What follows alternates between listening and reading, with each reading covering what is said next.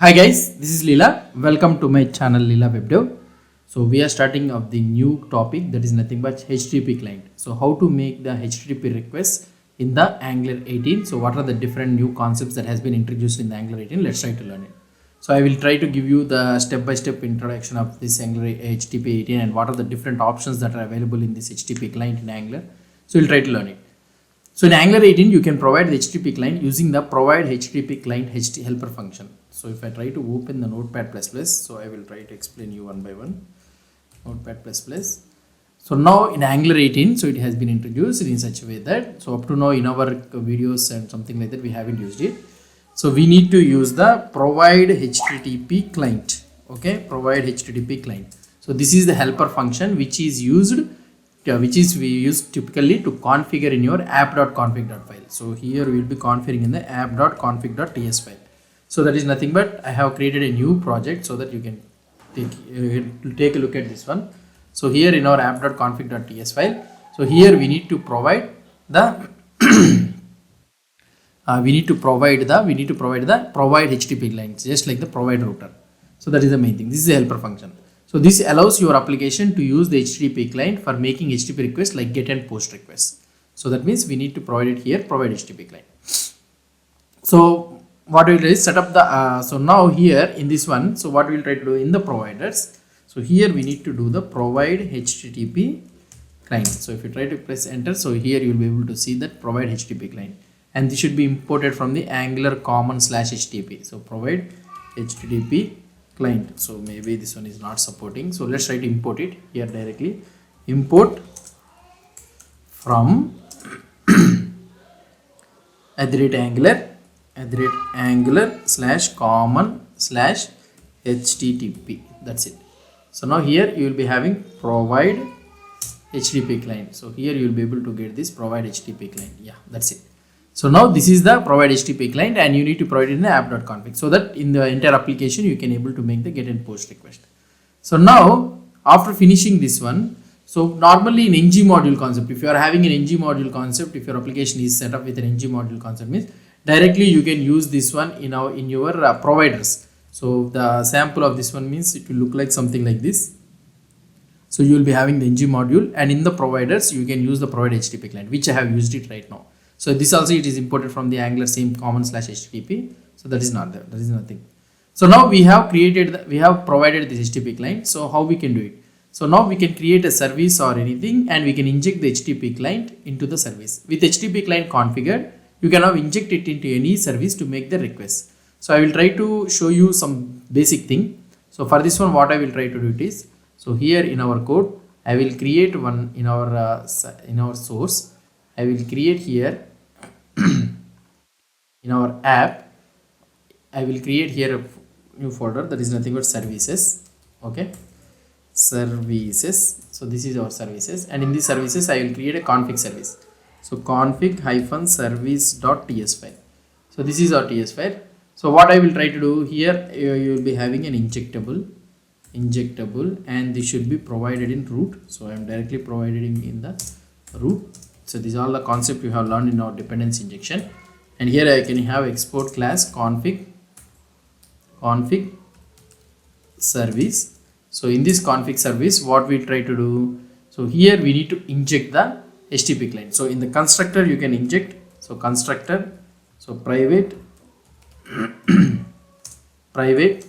HTTP client is equal to HTTP client. This also should be imported from the Angular common HTTP. So now we have imported, so we can also use the inject also, not a problem.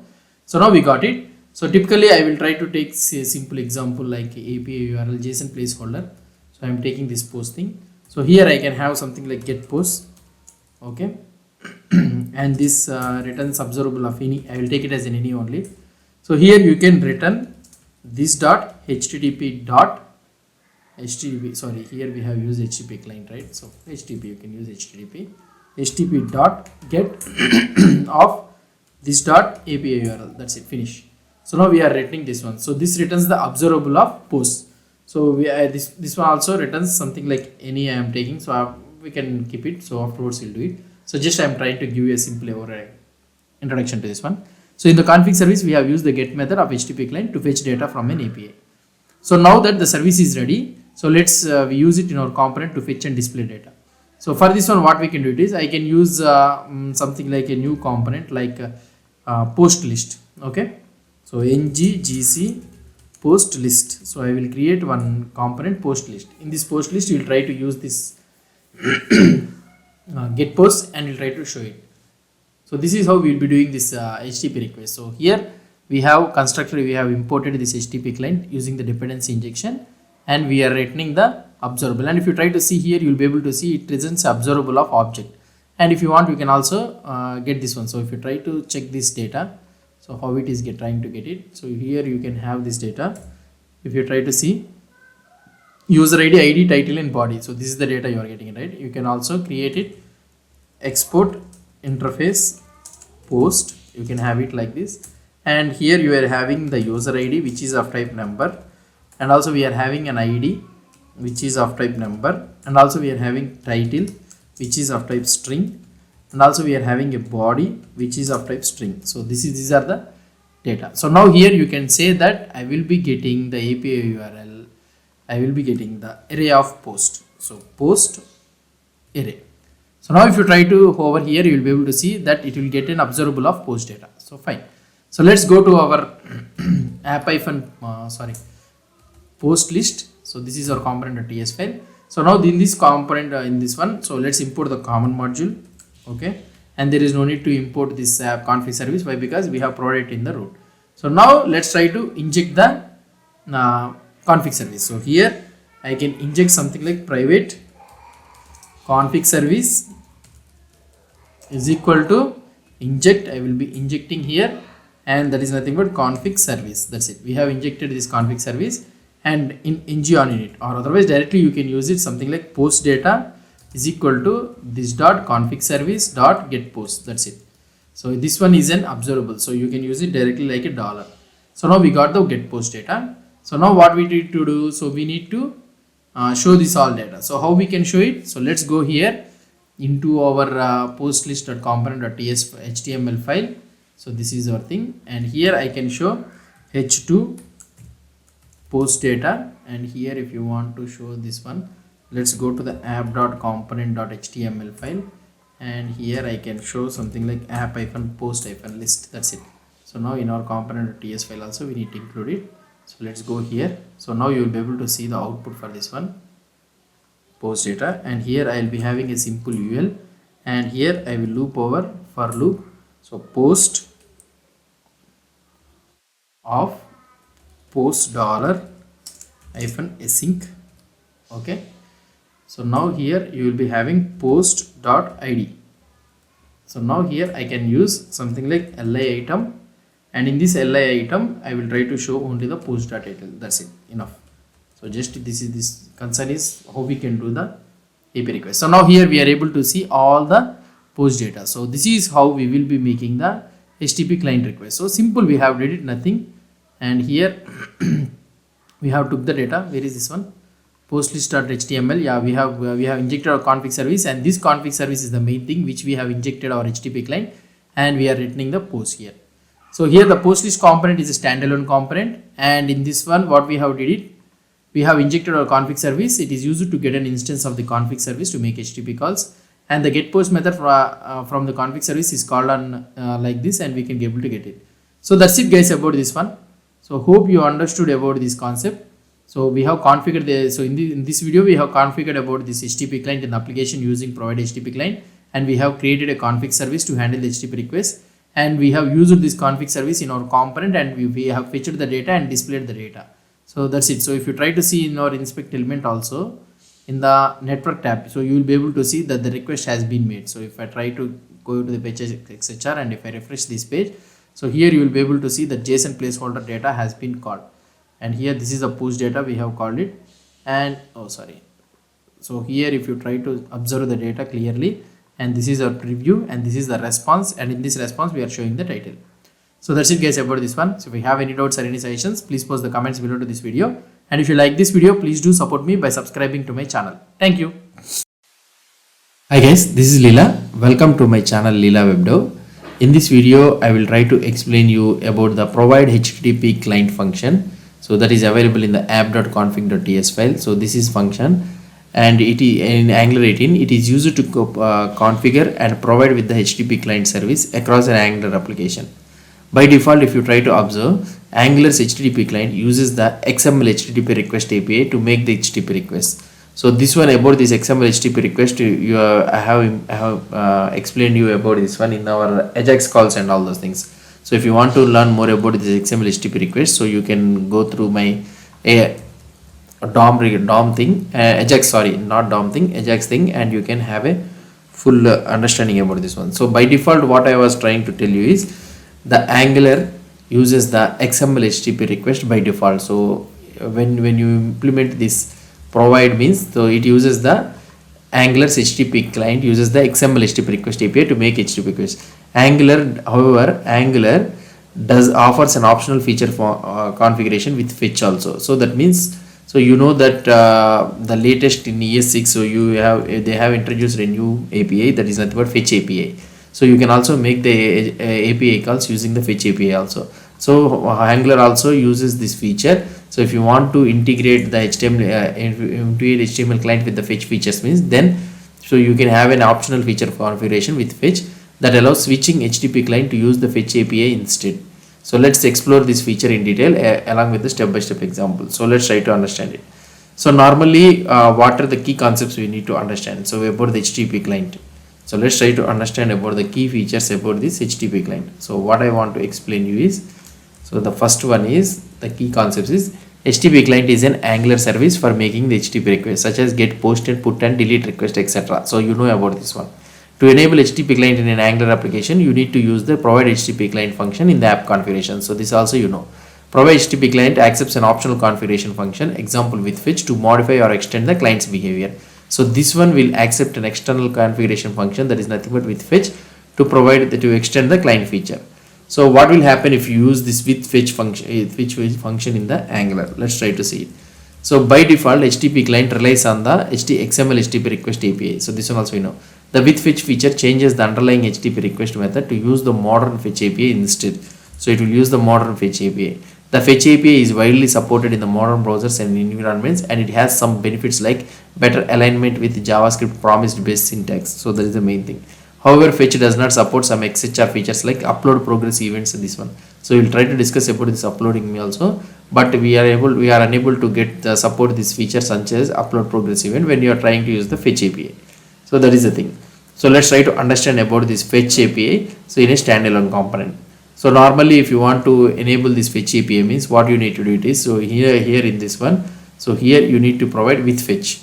So with fetch. So this is the method which you need to call it. So now whenever you use this with fetch, now the API call will be made using the fetch API request. So fine. So how it will make the fetch API request? Let's go to the app.component.ts file or somewhere. So I will try to explain you. So here let's make it simple. So in our app.component.ts file, so let's inject the HTTP client. So private HTTP is equal to inject of HTTP client. So we have injected this HTTP client, and now what I want to do it is, so I want to fetch the data. So okay, let's try to fetch the data. So I will use the simple thing only. So I don't want to go deeper into this one. So what can I do? So here we can call this. So simple thing I will try to do it. So we can call this .http.json placeholder to do /1, and I am trying to get this one. So here I will use data any. So this is the thing, and here this is http.get, so to do /1 and subscribing response, and I am when we are subscribing the response, we are storing it in the days.data. So now how can I show this one? So let's go to the app.component.html. So here at the top I will try to show you the, or otherwise let's try to remove this one. So here I will be having h1 fetch API with HTTP client. So we are trying to do it like this, right? So now I will have a button. Okay, so fetch data. I will use this fetch data. Upon clicking on this button, so what I will do, fetch data. So I will call this fetch data method, And now when this fetch data method is called, so here I can use the div ngif syntax, ngif, and here you will be having the data is there, means then you can show this pre data JSON. That's it. So I will try to show you the JSON data. That's it. So this is the simple thing which I want to tell you. So here we need to include the let's include the common module here. Hopefully everything will be working fine. So fine. Now let's try to see the output for this one. So we are able to get it a button. If I click on this button, so we are able to get this API. So this is how we will be implementing. So in underlyingly it will be implementing with the fetch API. So now but when we click on the button, the fetch data method is triggered, and we use Angular dependency injection to access the HTTP client. So here we use the Angular HTTP detection, and HTTP.get is called to make a GET request to a simple API endpoint with fetch enabled. This request uses the fetch API. So now so now benefits of using this with fetch is the fetch API is modern and aligns with the promise based syntax, available in more environments including some where XML HTTP request is not supported. Limitations of fetch is does not support the upload progress event. Some feature specific XML HTTP requests such as cancellation via abort in the request might need extra handling. So using with fetch is an excellent choice if your application can work within the limitation of the fetch API. It is especially useful in environments where fetch is the only option, providing seamless integration with Angular's HTTP client. So that is the main thing about this one. So what I have tried to explain you. So this is the thing. So we can also make the HTTP request with using the HTML instead of using with the XML HTTP request. We can also make it within fetch API also, but we need to provide this option with fetch API. So that's it guys about this fetch API thing. So if you have any doubts or any suggestions, please post the comments below to this video, and if you like this video, please do support me by subscribing to my channel. Thank you. Hi guys, this is Leela. Welcome to my channel Leela WebDev. So in Angular 18, in this video we will try to learn about the interceptors concept. So just I will give you a plain overview of this one. We will try to learn deeper about these interceptors in the upcoming videos.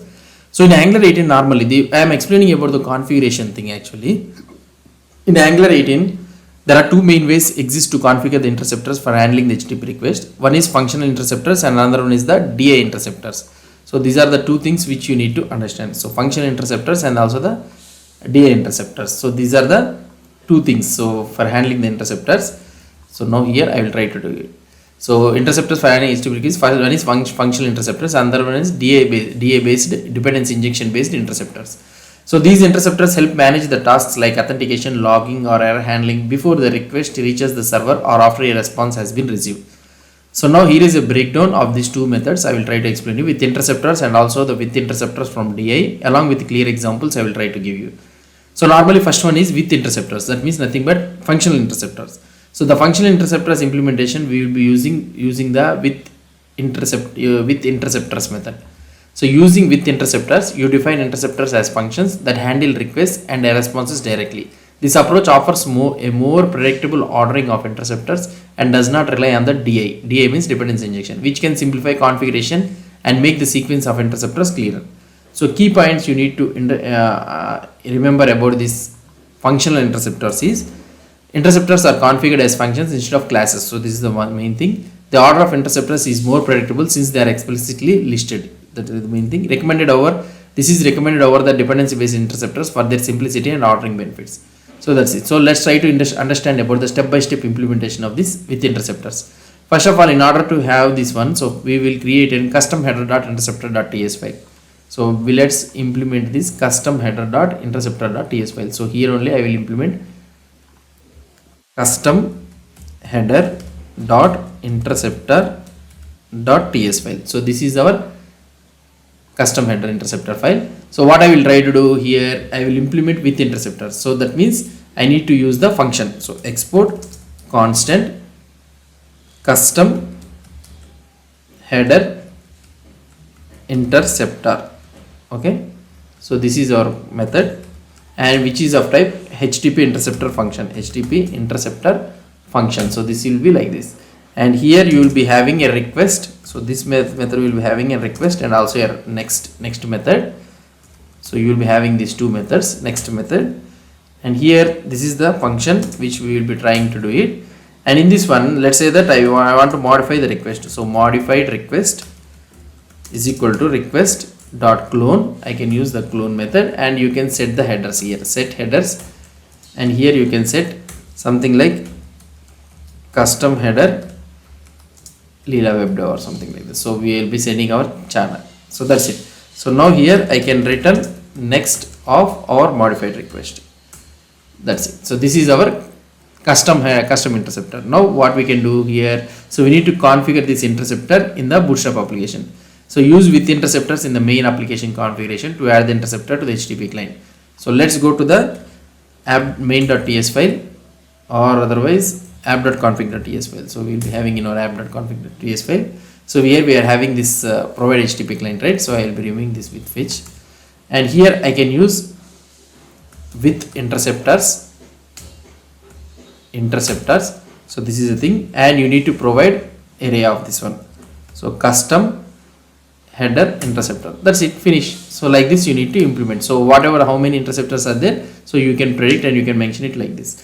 That's it. So here you have implemented this one. So now we need to create a just a component. So just we will use this app.component.ts file only, app.component.ts file. So in this one what I will try to do it is, so we have injected this one, and here I will try to do the fetch data. So this one we are trying to make it, right? So response also we are able to get it. So now let's see whether we can able to get this request header or not. We are able to send this request header or not. We'll try to see. So in our network, let's go to the fetch exeger, and if I click on this one, so we are able to get the request. And here in our request headers, if you try to observe carefully, so this is our request headers, and here we are able to send our custom header. See this is how we will be sending. So custom header, a function adds a custom header go to the outgoing request. So provide HTTP client with interceptors means this method configures HTTP clients with our functional interceptor. So when the button is clicked, HTTP GET request is sent. The interceptor modifies this request by adding a custom header. So this is how you will be doing it. So the next method which I want to explain to you is the DA based interceptors. So let's try to understand about this DA based interceptors. What is this DA based dependency injection? The old method of implementation of this one. So here the with interceptors from DA method is an older style of configuring the interceptors through dependency injection. Here interceptors are provided as classes and managed through Angular's dependency injection system. While still supported, it is recommended to use the functional interceptors due to the predictability in their ordering. So the key concepts of this one is, so interceptor, so key concepts to be remembered in this one is, interceptors are registered as injectable classes. Order of interceptors can be harder to manage since DA based ordering, it depends on injection order, which can be less explicit. So let's try to understand about this implementation of this one. So one by one, how we can do it. So now in this example, we will try to set up a similar interceptor as a DA based thing. So I will try to use this one as a DA based. So this one I will try to convert this custom header based using a DA thing. So for this one, what we need to do? So here we need to remove this entire thing, or otherwise I will comment out this one all. So here at the bottom I will write export class custom header, export class custom header interceptor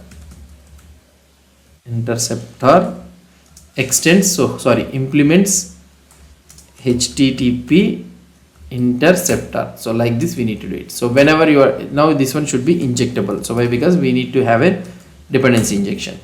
So injectable. Now what we need to do, so here we need to have a, so whenever you are trying to use this custom interceptor, then you need to use the intercept method. Okay, so this takes the HTTP, you will get the HTTP request and also the next handler, and this one should result an observable of HTTP event. So fine. So in this one, so constant modified request. So the same thing I am trying to do it, request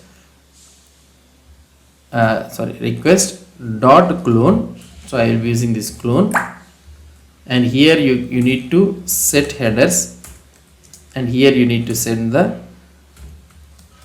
custom header as Leela webdev.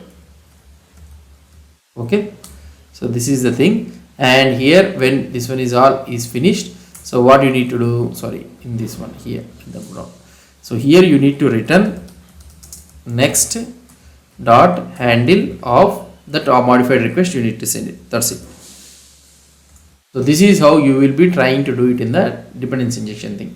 So now in our bootstrap that one, so what you need to do it is, so in our app.config.ts file, so you need to remove this one all. So here you need to use with interceptors from DI. So you need to use this from DI, and here at the bottom you need to provide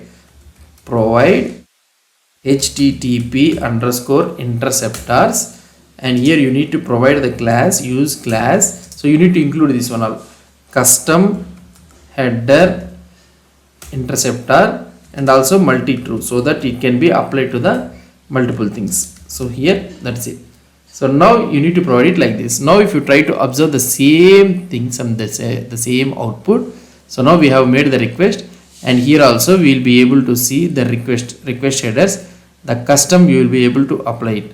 So where is this one? Yeah, here this is the custom header. So I will try to change the output so that you can able to see it clearly.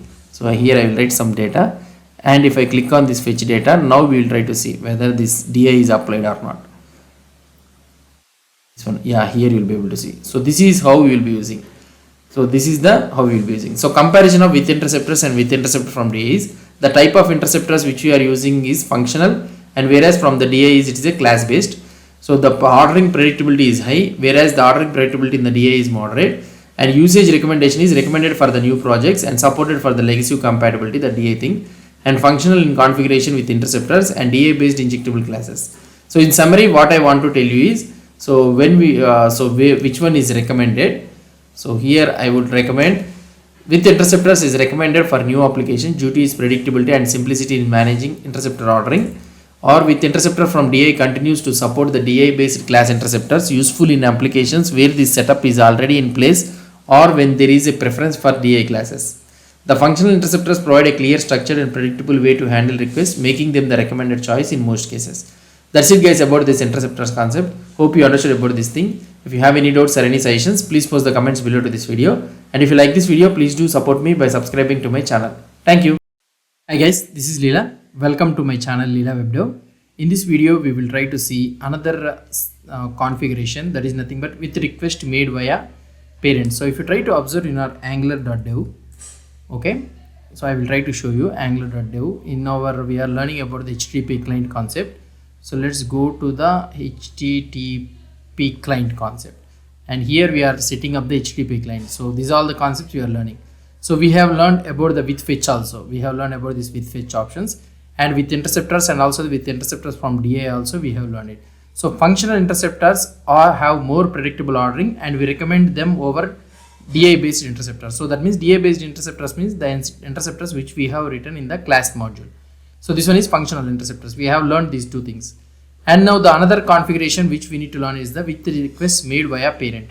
So what does this with request made via parent? So this is already, it's actually in the developer preview if you try to observe carefully.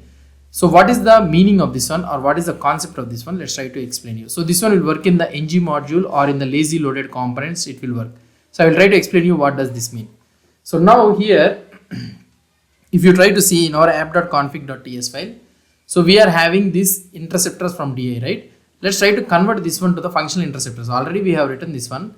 So I will change it to the functional interceptor. So if you want, you can also use this one, but I am converting it in functional interceptor. So I am removing this entire thing, and I am removing this one also.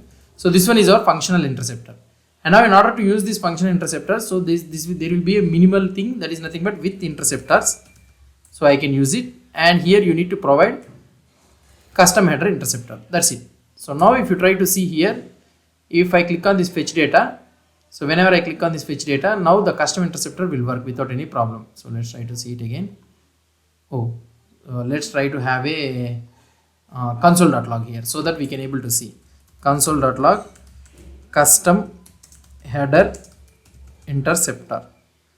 Okay, so this is the custom header interceptor. So now whenever I click on this fetch data, so you will be able to see the custom header interceptor will be executing. Why? Because so this one is in the parent module, this one is the parent injector. So it was in the application wide config, the interceptor is present. So that's why, so whatever the components it is executing every time, so for this one custom header interceptor will execute. So fine. So this one is well looking fine. So now what I want to tell you is, so if you are having a lazy loaded child module, so let's say that I will be creating ng gc users slash users. So I am creating a users thing. So let's try to create a component users, and in this one, so what I will do it is app.routes.ts file. So in the routes.ts file, so I will try to create a route. That is nothing but you will be having a path slash users, and we need to load the component. So lazy load the component, load component, and this one will be something like import of. Here I will be having slash users slash users slash users dot component. Okay, so now when you are trying to execute users dot component dot then, and here you will be having users, and it will execute users dot users component. That's it. So now let's go to this users component, and here I will open this app.component.ts file, and here I will copy this HTTP code, and I will try to place this HTTP code here only. Sorry, on ng on init, and here I will place this enter code. Fine. So now we need to inject the HTTP. So private HTTP is equal to inject of HTTP client. Okay, so now we have injected, and this one is nothing but data of type any. That's it. So now this is our users component. So whenever the user tries to type the slash users, so we need to be able to get this data. So now we are not able to get it. Why? Because in our app.component.html file, let's go to the app.component.html file. Sorry, app.component.html file. So here I will be using router outlet, so that whenever you try to use the slash users, router outlet. Okay, so whenever you are trying to use the slash users, automatically so custom header interceptor is getting loaded. Okay, so now this is fine. So whenever you want to have a particular routers, so particular interceptors to be executed, so particular interceptors only it should be executed for this one means. So what you will try to do in our app.component.ts file, or otherwise in our app.route.ts file. So here I will be using providers. So I want to load only the for this component or the users component, or for this path only I want to execute a particular interceptors. Then let's say the logging interceptor. So here I will be creating a new file, logging.interceptor.ts file. So here I can use export constant log interceptor is equal to, so this is of type HTTP interceptor function. Okay, I will get the request and the next.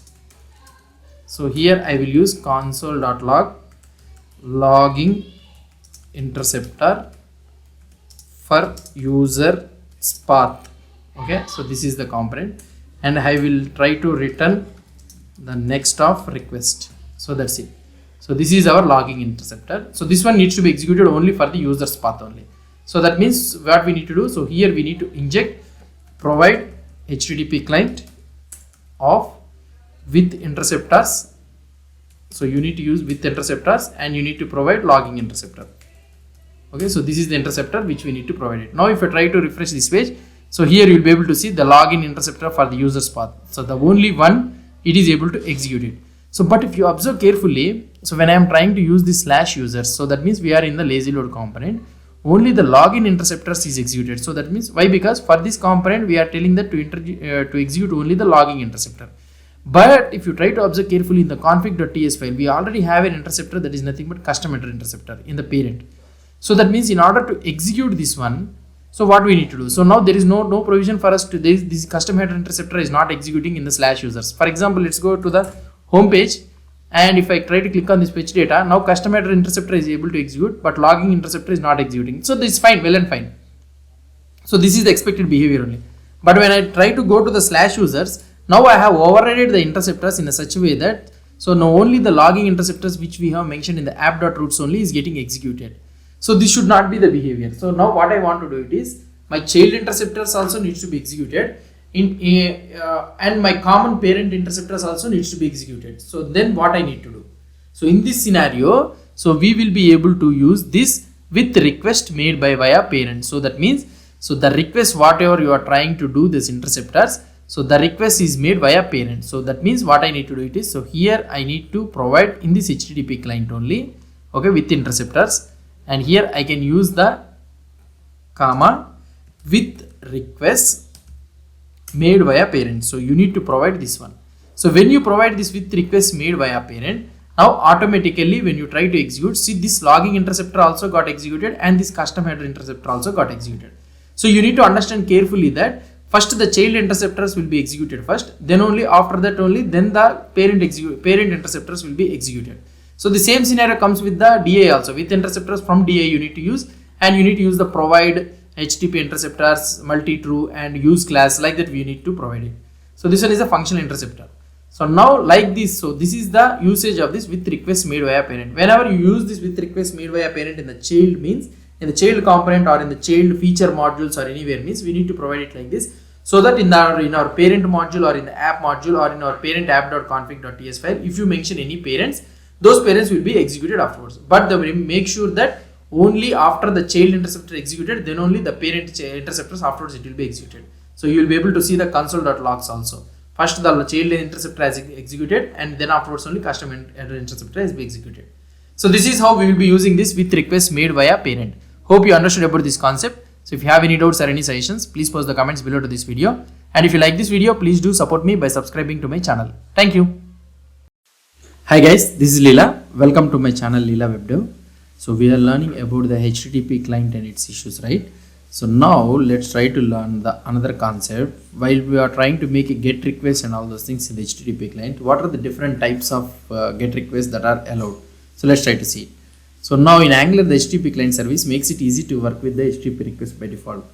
HTTP client assumes that the server will return the JSON data. However, if you are working with non-JSON APIs that returns other types of data like plain text or binary data, you need to specify the response type option to tell HTTP client what kind of response you are trying to expect it. So now let's try to go through an example. So how we can work with different types of data. So now let's try to understand explanation of different types of response data. I want to explain you one by one. So now here, let's go to the, I will try to click on. So here, understanding the response type. The response type option lets you specify the expected response data type for your HTTP request. Here are the possible values for this one.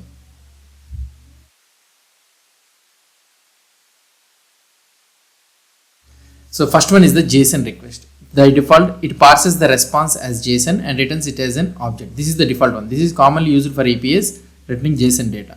So next one is the text. Returns the response as a plain string, useful for APIs returning the text data. Example HTML or the plain text. So next one is the array buffer. Returns the raw bytes of the response as an array buffer. This is used for binary data such as images, audio or video files. And the last one is the blob. Returns the response as a blob object. This is also used for binary data, particularly when downloading the files. So these are the different return types when you are trying to do the GET request. So here we will try to learn about the different types, how we can do it. So just I will try to give a simple example. So now first one, so what we can do it. So here setting the response type as a literal. Since the value of the response type determines the type of the type written by the HTML kind, it must be specified as a literal type, not a generic string. So TypeScript knows exactly what type to expect. So here this happens automatically if you provide the response type inline as a part of the request options. However, if you are using a variable for the request options means specify response type as explicitly as a literal using as a constant. So I will try to explain you this one. So in this example, we will try to use an Angular 18 component. So demonstrate how to do the JSON data, plain text and also the image also. So now in this example, we will create a component that fetches the JSON data. So here for this one, what I will try to do, I will create a component, data fetcher component, and we will try to use that component. So now I am doing this one all. So in our app.component.html file, so I will remove this one all and I will use app-data-fetcher. So maybe this one is still creating, let it create. Here it's still creating, let it create. So now here I will be using app-data-fetcher. So this is the component, and here in our app.component.ts file, so I will inject the data fetcher component. So I have imported this component also. Let's go into this component and try to do the concept. So here what I will try to do it is, so in our app type I will be closing this one all. Let's open this data fetcher component. So here I will be having data fetcher component.ts file and also data fetcher component.html file. So here in this one, let's say that I will be doing data fetcher. So different types of data fetching. The first one is the div, and here I will be having the button. So fetch JSON data. So this one will fetch the JSON data, and another one will have one div, and here also you will have one button, fetch the text data. Okay, I will be having another button div, and here I will be having a button, fetch image data. Okay, so these are all the different types of images fetch thing which we will be trying to do. First one, we will implement the click event. So click fetch JSON data. Sorry. So this is the method which we are trying to use it. And here in this one, so now here we are having, and we need to import the common module and also the HTTP client, right? So now here I will be injecting constant HTTP client is equal to, sorry, HTTP client is equal to inject of HTTP client. Okay, sorry, we should not import it here. Module should be imported. Fine. So we have included. So now here fetch JSON data. Sorry, fetch JSON data. So this is the fetch JSON data, and for this fetch JSON data, what I will try to do, so I will use the same thing post/1 which we are having the example, right?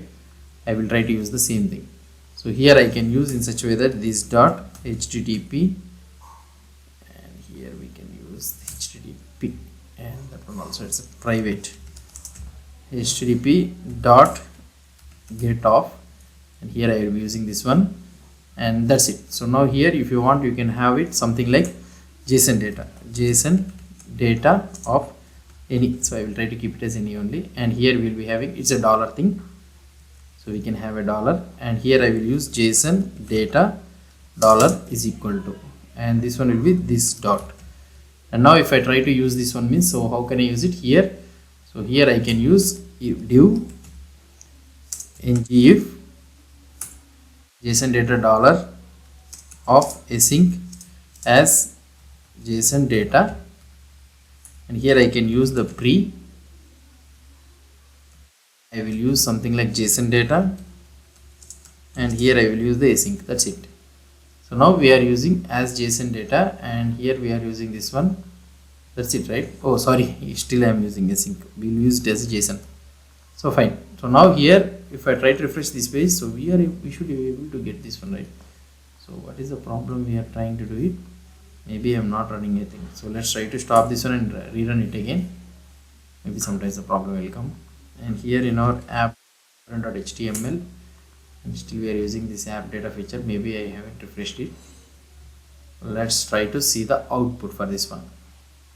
So fine, now we are able to see this one. So if I click on this fetch JSON data, automatically we are able to fetch the JSON data. So fine, now let's try to fetch the text data. So for this one, what I have did is in our public folder, so I have created a test.txt file, and here we are having a test data. So let's go to here, and when I click on this one, sorry, when I click on this one, so that is nothing but here.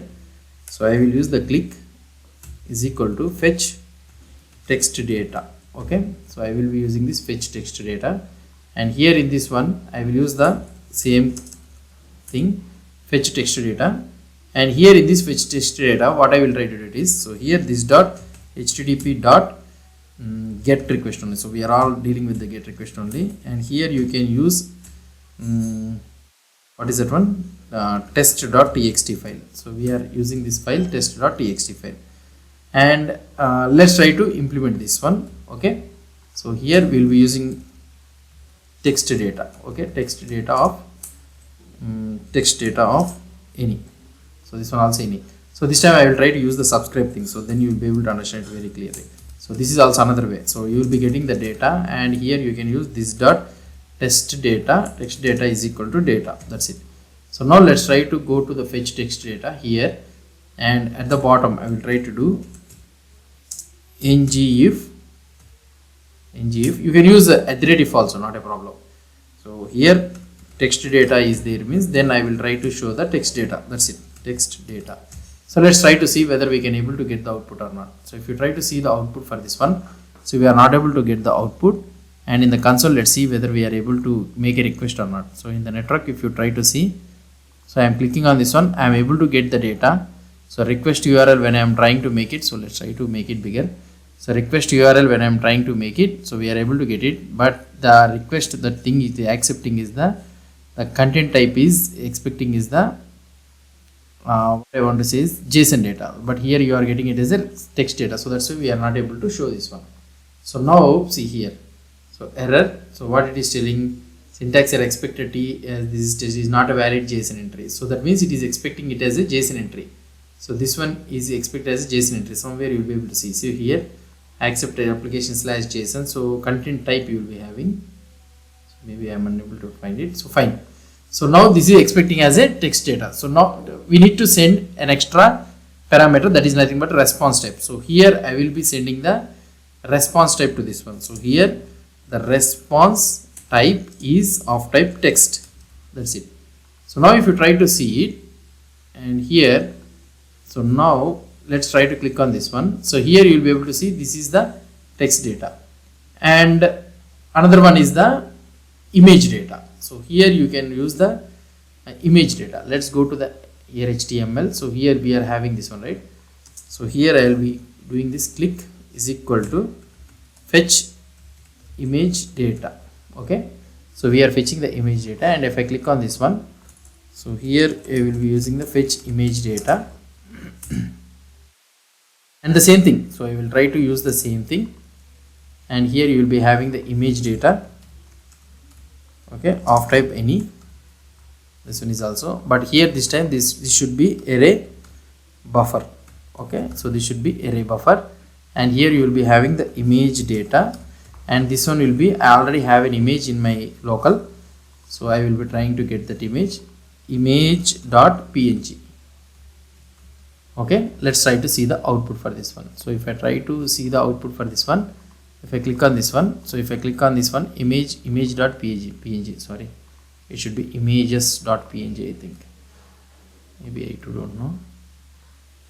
So let's try to refresh this page. So what has happened? Yeah, so now, yeah, here you are able to get the image. So now the image data we are able to get the value. So now how can I display the data is, so if you want to get this one means, so here you can show something like div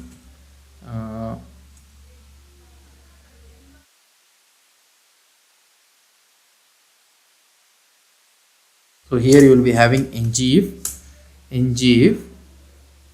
image data is there means, then you here you can check the image data dot byte length. So you can use this byte length. Now if you try to see the output for this one, so if I click here, so you will be able to see the byte length. So for this one you will be able to see the byte length. So now you are not able to get it. So now let's try to refresh this one again. So fine, let's try to get it one another time, last time. So I will be clicking on this one, yeah, 3051. So this is the byte data. So if you want to console, means you can console this image data and you can check it. So this is how we will be doing different types of HTTP requests, like text file. If you want to get it means like this you will be getting. If you want to get the images data means you can get it like this. So this is how we will be getting it. Hope you understood about this one. If you have any doubts or any suggestions, please post the comments below to this video. And if you like this video, please do support me by subscribing to my channel. Thank you. Hi guys, this is Leela. Welcome to my channel Leela Web Dev. So we have learned the HTTP requests and all those things, how to make the different types, and in the interceptors also we have learned it. So now it's time for us to learn the HTTP client testing also. For example, let's say that in our app.component.ts file, so if you try to observe carefully in our app.component.ts file, so we are having some particular data, something like we are making a fetch data call like this. So if you want to write the test case for this means, how you can write it? Let's go to the app.component.spec.ts file. So this is the code which you are having. So I don't want to, I will remove this entire thing. Okay. And we need to have a before each. So here, first of all, what we need to do, we need to get the component fixture. Component fixture means so the complete component thing. So here you can get the component fixture. It is of type component fixture of app component. So this one is related to the app component, so that's why. and also we need to have, and this one should be let component. Okay, so next we are testing with the HTTP client, right? So we need to have a HTTP testing controller. So I will try to explain you these all the things. Testing controller, and this is of type HTTP testing controller. So we need to have, so we will be having all the methods related to this one in this HTTP testing controller. And the next one which we will be having is the component. Let component is equal to app component. Okay, so this is the thing.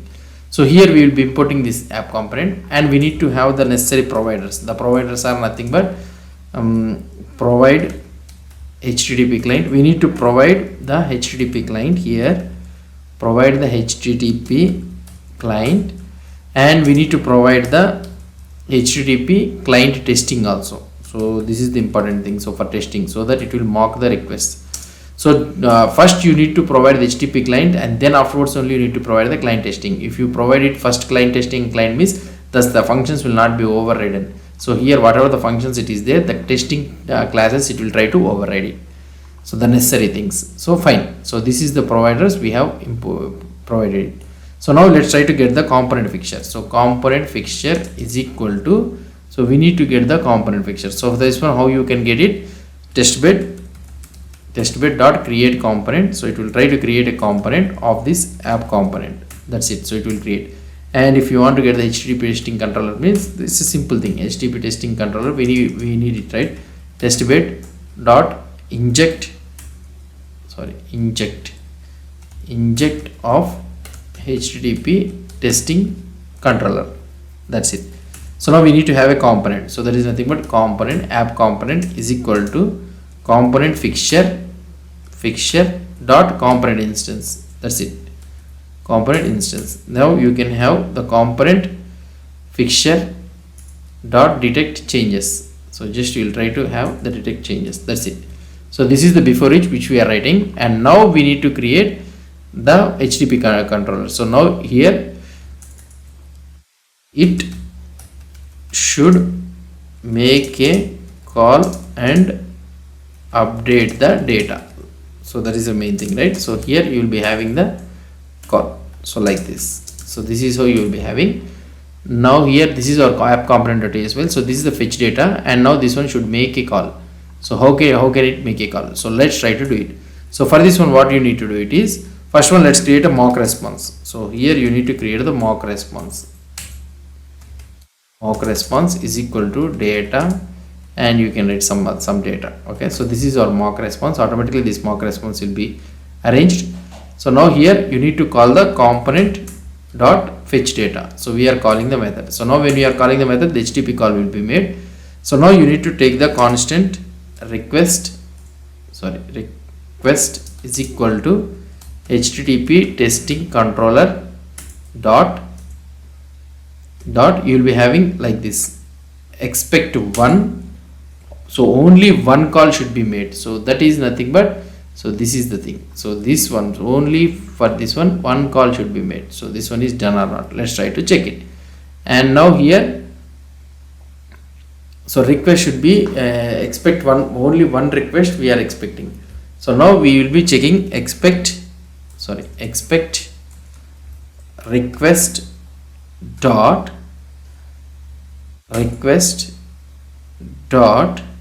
method. So method should be to be of get request. So the request which we are trying to make is the request. That's it.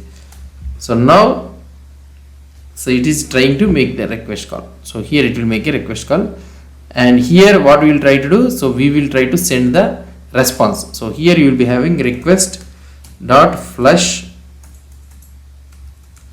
of mock response. So here this one will send the respond with the mock data. So now this one will respond it, and here we are trying to check whether the request is made get request or not. So we are trying to send the mock response. So now here we are checking that expect of component dot data dot to equal of what we can say the mock response. So it is there or not, we'll try to see. So this is how we will be doing it. Now if you try to check here, it is got success, and here if I try to respond, so here it is able to it can able to make a call and update the data. So what we have did it here, so you need to understand the basic thing. So testing of the request for any external dependencies and all those things, you must mock the HTTP backend so your test can simulate the interaction and the remote server. So we will be using the Angular common / HTTP testing. So here you will be using library. It provides the tools to capture the requests made by the application, make assertions about them, and mock the responses to emulate your backend's behavior. The testing library is designed for a pattern to which the app executes code and makes the request first. The test then expects that certain requests have or have not been made or not. So now here to begin testing usage HTTP client. So configure the test bed and include provide HTTP client and also the provide HTTP client testing in your test setup. This configures the HTTP client to use the test backend instead of the real network. It also provides HTTP testing controller, which we will be using to interact with the test backend, set expectations about which requests have been made and flush response to those requests. HTTP testing control can be injected from the test bed once configured. Keep in mind to provide HTTP client before the HTTP client testing, as provide HTTP client testing will override the parts of the HTTP client. Provide HTTP client. Doing it in another way around can potentially break your test. So now when your tests make requests, they will hit the testing backend instead of the normal one. So you can use the HTTP testing to make assertions about this request. So this is how you will be making the HTTP request. So now what I have did it, so here we have prepared one mock response and I am trying to call the components fetch data method. So here I am trying to expect only the one request has been made, and here I am checking that request method is to be get, and I am trying to send the mock response. So it is get means I am trying to send the mock response, and here it is trying to do it. So if I do it a post means, then you will be able to see the error. So here it will be failed. Yeah, it has been failed. Expected get to be post. So here it should be get. That's it. So if I try to change the URL, let's try to see whether it can be passed or not. So here, so expected one matching request for this one SD, but the request is like this. So here it should be like this. So this is how we will be making the HTTP client testing thing. Hope you understood about this concept. If you have any doubts or any suggestions, please post the comments below to this video. And if you like this video, please do support me by subscribing to my channel. Thank you. Hi guys, this is Leela. Welcome to my channel Leela WebDev. In this video, let's try to understand about the passing the URL parameters in the HTTP request. So normally when you are trying to make an HTTP request, so you often need to include a query parameters in the URL to pass the data along with the request. So let's say that, for example, I will try to show you. Let's say that you are having a dummy URL like JSON placeholder. Let's assume. So if you are having JSON placeholder means you will be able to see all the list of posts. So if you want to get a particular post means, so what you can do, so you will pass something like question ID is equal to 1. So like this. So then you will be able to get only the post that is having an ID of 1. And if you want to have the posts which has been posted with a user ID of 1 means, then you will be able to get all the posts which has been posted by the user ID of 1.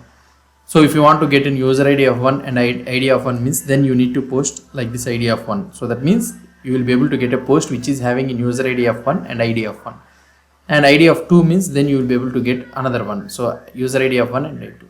So here what we are trying to do, we are trying to pass the query parameters to the HTTP URL. So now when you are trying to make an HTTP request, so you need to try to make the HTTP request this URL. So now that means we are passing the query. We need to include the query parameters in the URL and we need to pass the data along with the request. So Angular's HTTP client allows you to specify these parameters using the params option in the request configuration. So in order to provide these parameters and all those things, so we need to use the params option in the request configuration. So there are two ways how we can pass this one. So one is passing the URL parameters using the object literals. I will try to show you this one. This is one of the easiest way to pass the parameters in Angular HTTP request, and it is used by using a plain JavaScript object. This object is converted to query parameters automatically by the Angular. So how we can do it is, for example, let's say that this is our app component, right? And I will try to convert it into ng on init. Okay, so on init only I will try to call. And here we are trying to make the JSON placeholder /posts. Let's assume. Okay, and if I try to make the request, so here if I will try to show you the console.log, the response. Let's try to see the response. And here if I go into this one and if I see the inspect element of this, let's go to the inspect element, and here you will be able to see array of 100 elements. So we are able to get all the post data. So this is fine. But now I want to get the post which is having, I want to get a post which is having ID of 1. So that means I need to pass the configuration. So how can I pass this configuration? So normally you can take here constant params is equal to, here you can pass something like ID of 1. So this is our object. And here in this one, you can pass here in the brackets this params. That's it. So now if you try to see here, you will be able to get only one post which is having an ID of 1. So this is the normal one of the easiest way. So if you don't want to pass like this means, so you can so like this variable, and here you can use something like params, and here you need to pass ID of 1. So this is also another way to pass it. Params ID of 1 we are passing, and here you will be able to see the same thing, user ID of the same output you are able to see it. So here we are trying to use params idea of 1 means this is an object literal and it automatically gets converted to a query parameter. And if you try to see here in our thing, so post question mark ID is equal to 1. So here it has been converted into query parameter automatically. The params what you are trying to pass it in this HTTP request, automatically it has been converted into the question mark ID is equal to 1. So this is an object literal and it automatically gets converted to a query parameter. That is nothing but question mark ID is equal to 1 in the URL. So here I am using the http.get of something URL. This HTTP request is made to the JSON placeholder, this one, with the query parameter question mark ID is equal to 1. The response from the API is captured in the response variable, and this dot variable we will be storing it and we will be showing it, that one. So this is one thing. So while using the object literals is very simple. So there might be cases where you need more control over how the parameters are constructed or serialized. So for that we will be using one of the class present in Angular, that is nothing but HTTP params. So normally what I am trying to do, so using these object literals and all those things are simple, but you might, in some cases you might want to get more control over how the parameters are constructed, means then we need to use the HTTP params class. So how we can build this one is, so here for this one, so let's say that constant HTTP params is equal to new HTTP params. So we can use this new HTTP params. This is our params, and here in order to construct this one, so we need to use let params is equal to params dot set of HTTP params dot set dot set of ID key and the value. That's it. So this is one way. So now we got the params value, and here directly you can use these params here. So you can use these params directly here. That's it. So sorry, we need to provide it in what I want to say this one. That's it. So this is also one way. So now if you try to see the output, so then also you'll be able to see that we are trying to send it in question mark ID is equal to 1. So here you need to understand one thing is new HTTP params which we are trying to say, this is not mutable. Okay. So this is an immutable object. What is the meaning of this immutable? So here if you try to see for this HTTP params, I have appended this this ID is equal to 1.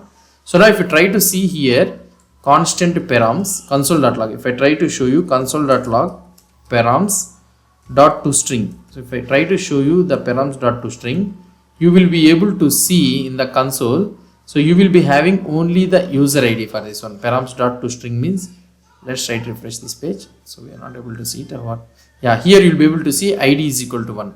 But if I try to do the HTTP params dot to string, so if I try to do it this one, so now this one also should have this ID, right? So but you will be able to see empty.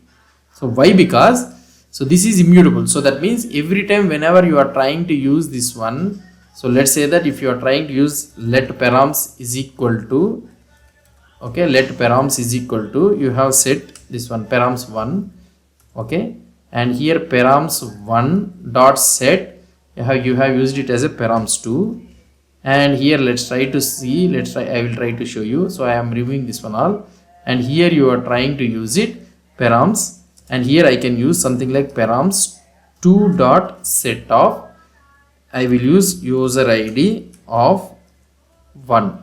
Okay, sorry, user ID of 1. I have set it like this. So here what we are trying to do, so first we have created with one variable params is equal to new HTTP params, and if I try to show you in the subscription only, I will try to print everything. So here I will be having something like let's say that params 1 and params 2. So let's try to do params 1 dot to string, I will use it, and in the same scenario params 2 dot string also I will try to use it. So these are the two variables, right, we are having.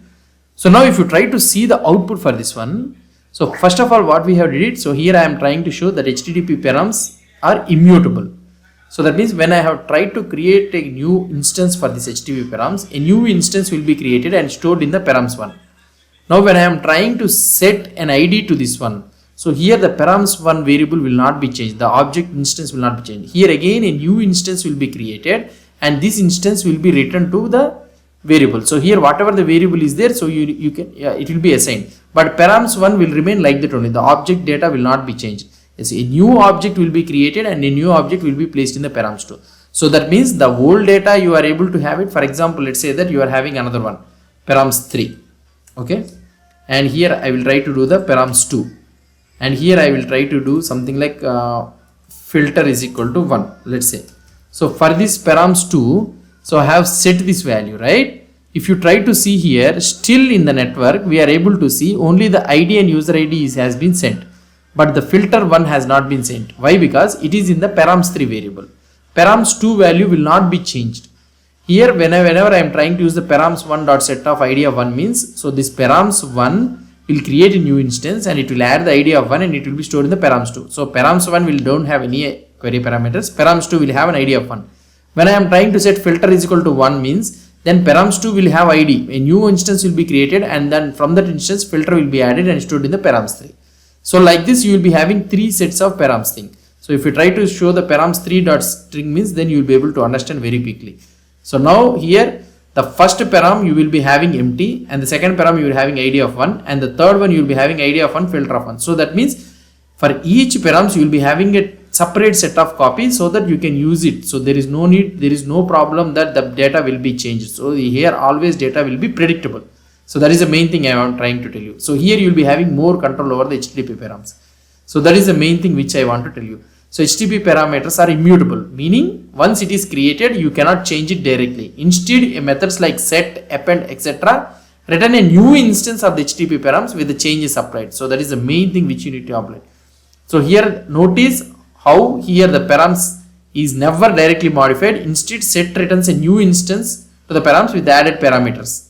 This ensures that the original params remains unchanged and you can safely build up the parameters step by step without overwriting or modifying the initial parameters. So that is the main thing which I want to tell you about the HTTP params. So there is also a codec options in this one which we can provide it. I will try to explain in the next video. So this is what about how you can append the HTTP parameters or query parameters in the URL while making an HTTP request. Hope you understood about this concept. If you have any doubts or any suggestions, please post the comments below to this video. And if you like this video, please do support me by subscribing to my channel. Thank you. Yeah, hi, welcome guys. So this is Leela. So this is today's date is November 28th. So yesterday in November 19, 2024, so the Angular new version has been released. That is the latest version is Angular 19. So from now onwards, what I will try to do is this series will be continued with the Angular 19 version. So I will be upgrading the Angular version to Angular 19. So from now onwards, we will update it to the, we will learn it from the Angular 19 thing. So the next concepts which we are learning about the performance and all those things. So all these things are related to the Angular 19 series only. So let's try to start on this one.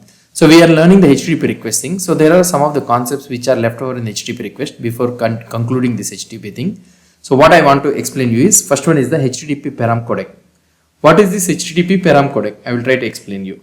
So HTTP param codec in the Angular, it is a feature that allows you to encode and decode the URL query parameters when making the HTTP request. So whenever you are trying to make the HTTP request, the query parameters if you want to encode and decode means, then you will be trying to use this HTTP param codec. It is used by the Angular's HTTP params to ensure proper encoding and the decoding of the query parameters. So normally by default Angular uses the HTTP URL encoding codec which encodes certain characters like plus, ampersand and is equal to in a way that conforms to the HTTP specifications. If you have special requirements for encoding and encoding query parameters means, then you need to create your custom implementation of this HTTP parameter codec. So in this video, we will try to implement a custom HTTP parameter codec and use it in our Angular 19 standalone component with the following example. So for this one, let's try to create the file that is nothing but in our services file. So here I will create a new file, custom HTTP param codec parameter, or otherwise you can use parameter codec.ts file. So this is our custom HTTP param codec.ts file. So this is our class, HTTP class HTTP parameter codec.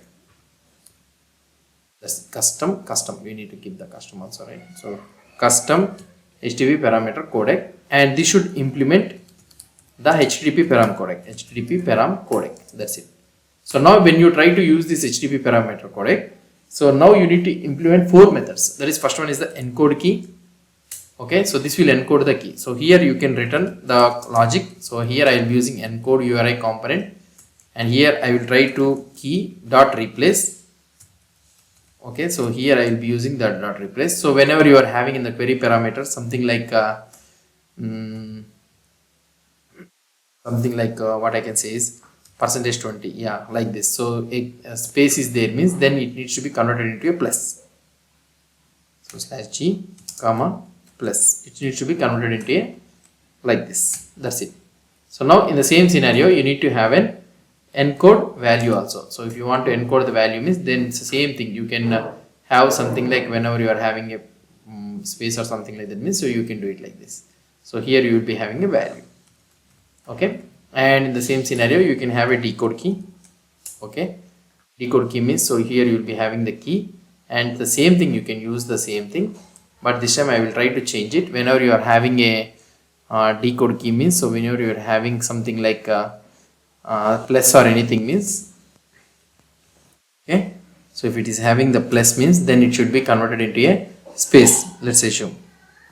So I will try to do it space %20. In the same scenario, key here, and this one should be not decode URI component, fine. And in the same scenario we will be having another one, that is nothing but decode value. So the value, and here also you can decode the value, and I will try to paste it here, the same thing, and here I can do it like this. So whenever you are having the plus or anything, you can place it like this. So this is a simple example which I am trying to explain you. Now how we can use this HTTP parameter codec.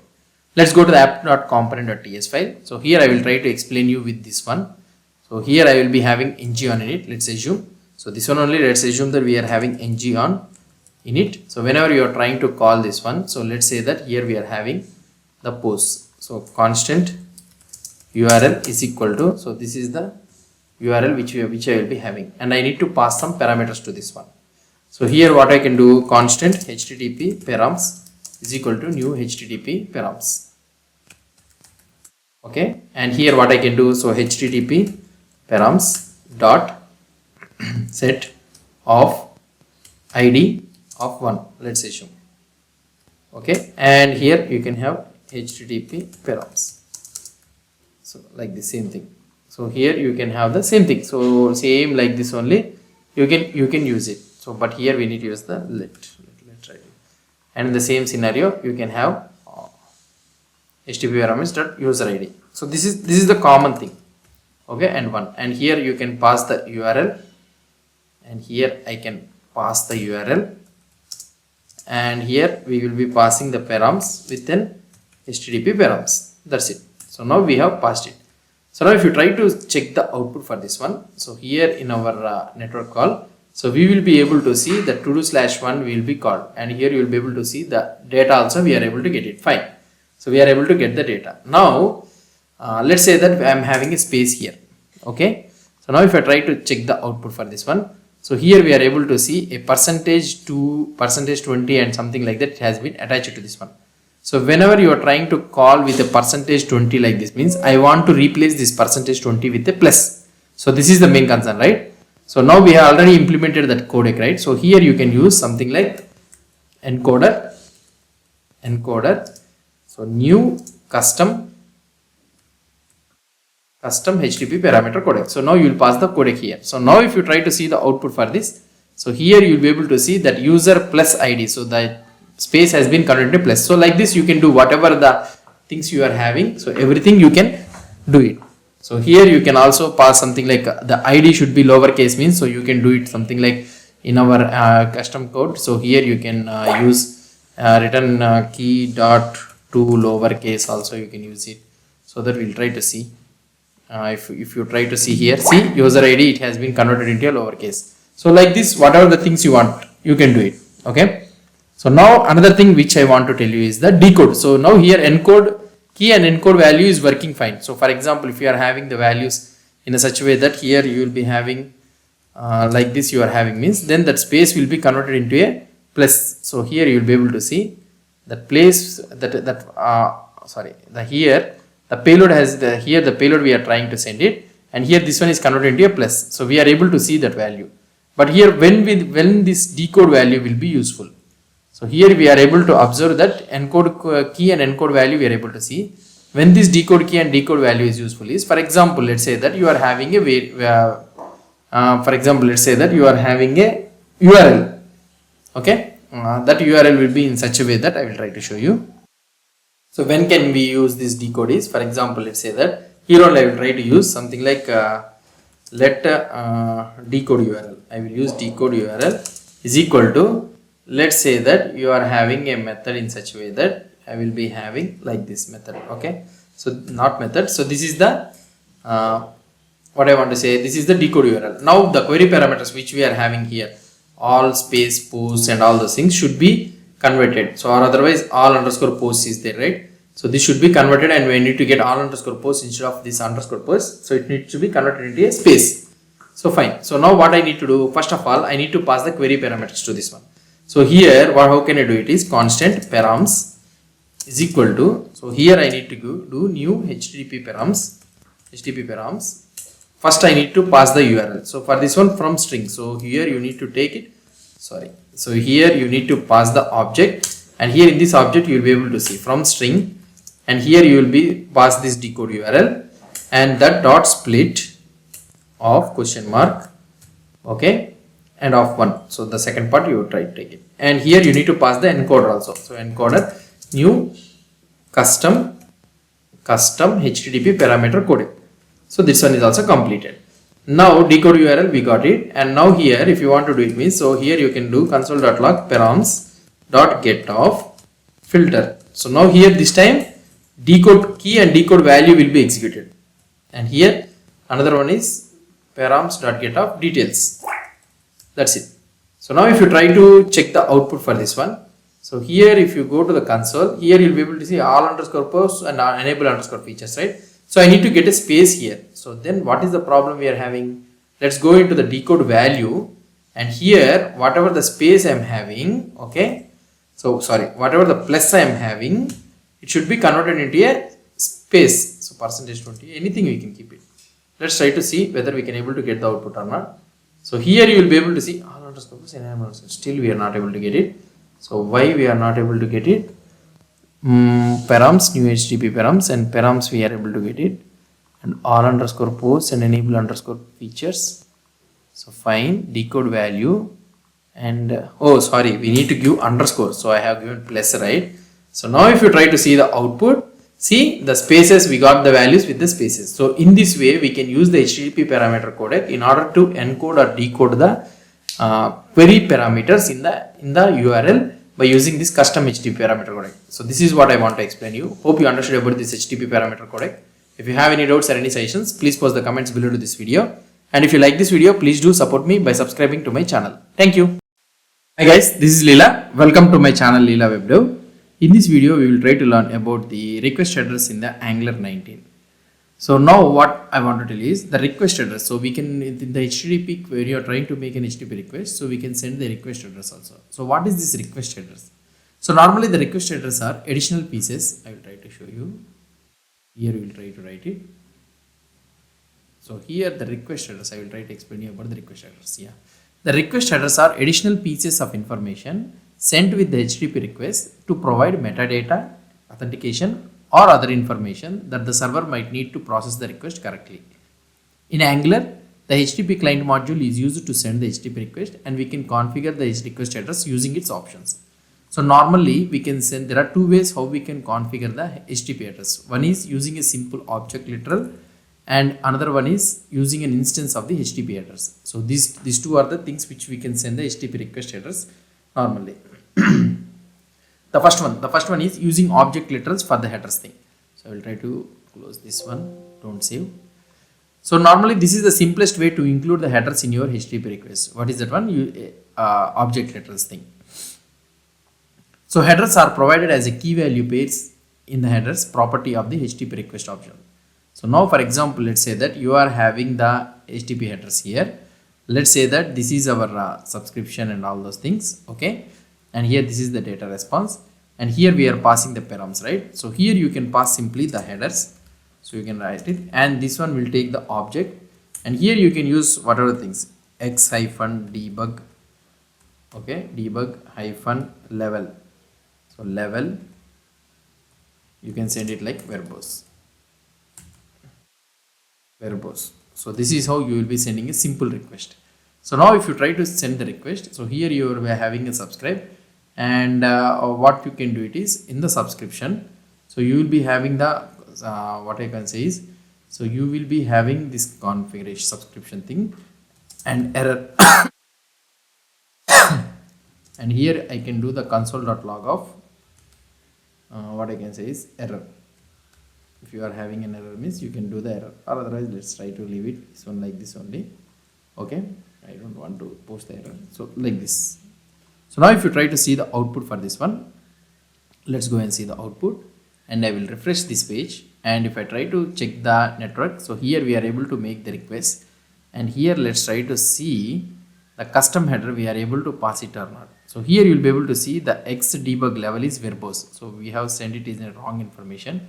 So let's try to get it, yeah, x debug hyphen level. Now if I try to refresh this page, simply, yeah, here you will be able to see the x debug level verbose. And now here if I try to console.log of response, if I try to do the console.log of response, if I try to do this response, let's try to check the response, what is the response we are trying to get it. And here if I do it, so here this is the data which we are able to get it. This is how we will be sending the data. Here what we have is, we have imported the HTTP client from the Angular common HTTP, and we have passed an HTTP literal to the headers properly in the http.get method.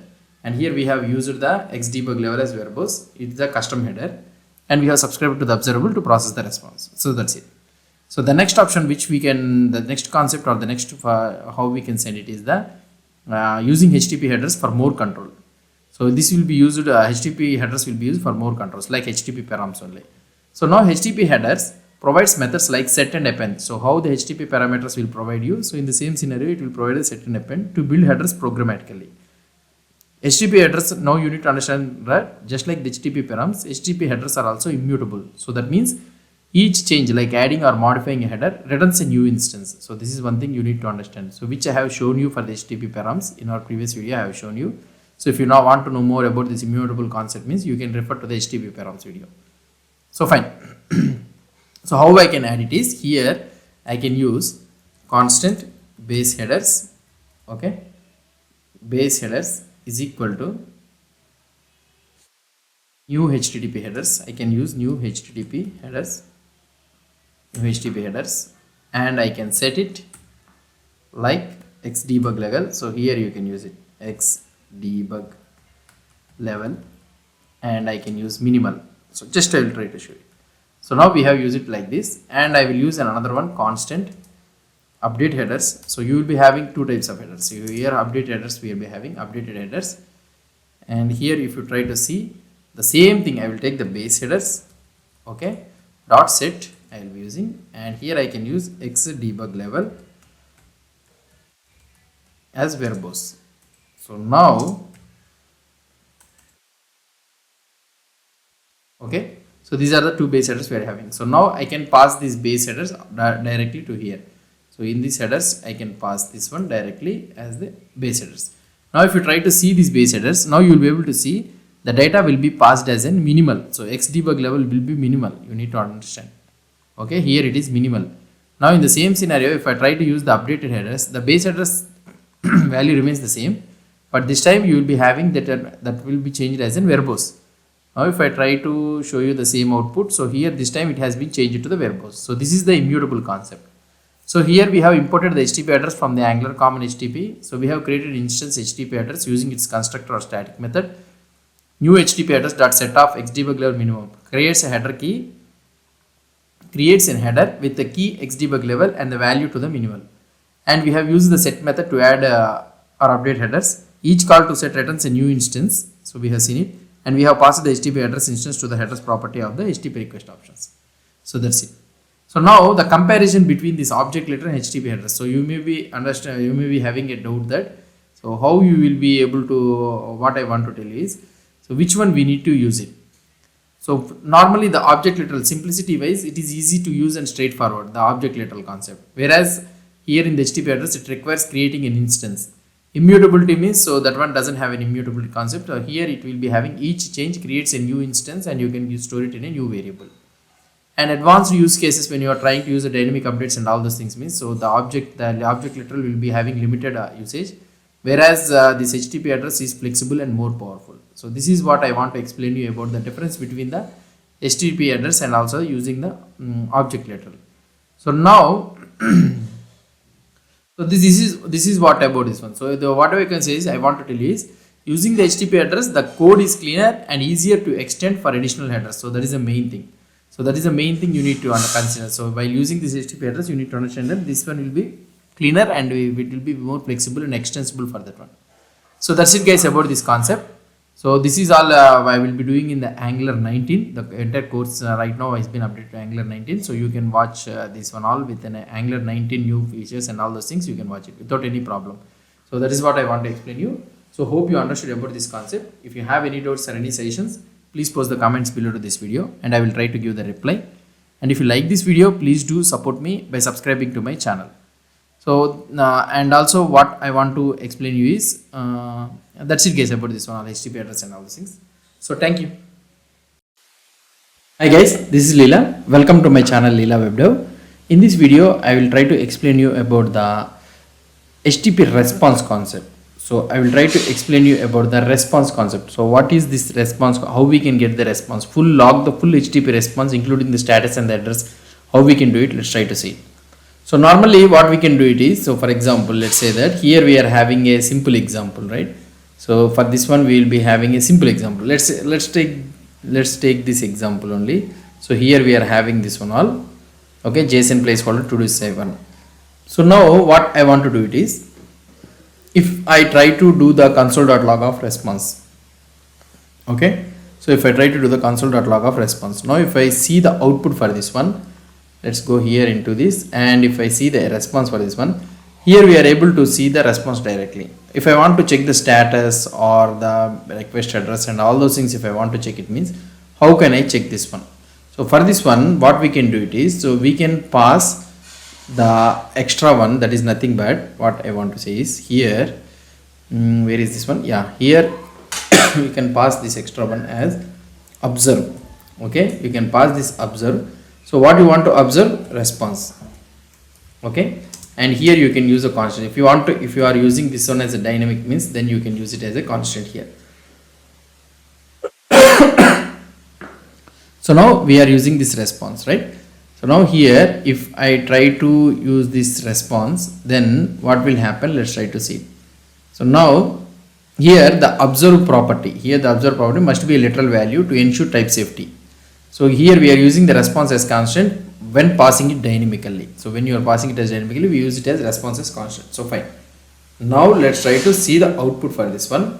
See, this time you are able to see the response for this. So whatever the headers we have received it, and what are the address we have passed it, and all those things we are able to see here, the headers and all those things. So now here you will be able to see the body and the status message, we got it as a 200, and the status text we got it as an OK. So like this we got it.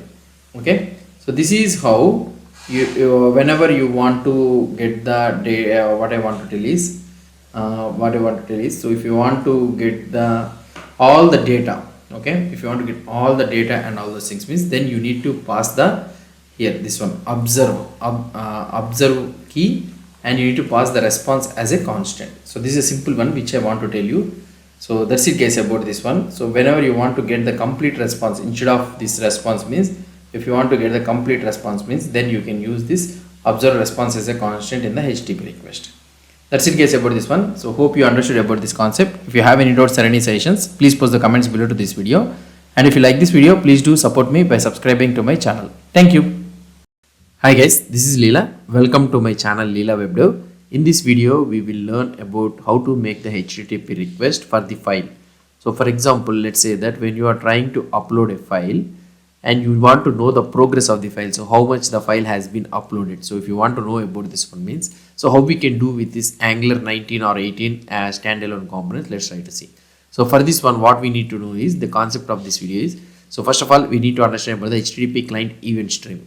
So the HTTP client can return a stream of raw events that represent various stages of the HTTP request response lifecycle.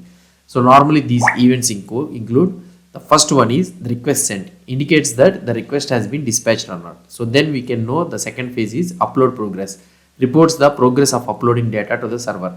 And the last one is the response header received, indicates that the server has responded with the status and headers. The last one is download progress, reports that the progress of downloading the response body. And response received, the entire process including the body is available.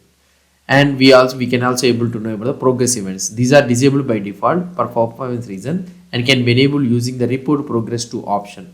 So useful for tracking upload and download progress for the large files. To observe the event stream, set observe to events so that we can see about this one also. So let's try to see one by one. So here I will try to show you an example component for this one. So for this one, what I will try to do it is, so I will stop it here and I will create a new component that is nothing but a file loader component. So let's try to create the file loader component. And also you need to understand that the HTTP event types also, each event in the event stream has a type field that represents what the event is about. Common types include HTTP event sent, upload progress, response header, download progress, response, and also the user. So these all things you'll try to see now. So it will create the file, let it create. So here the file loader component has been created. So let's try to go into our HTTP file. Oh sorry, here this one only. So here I will be opening the file loader component.ts file.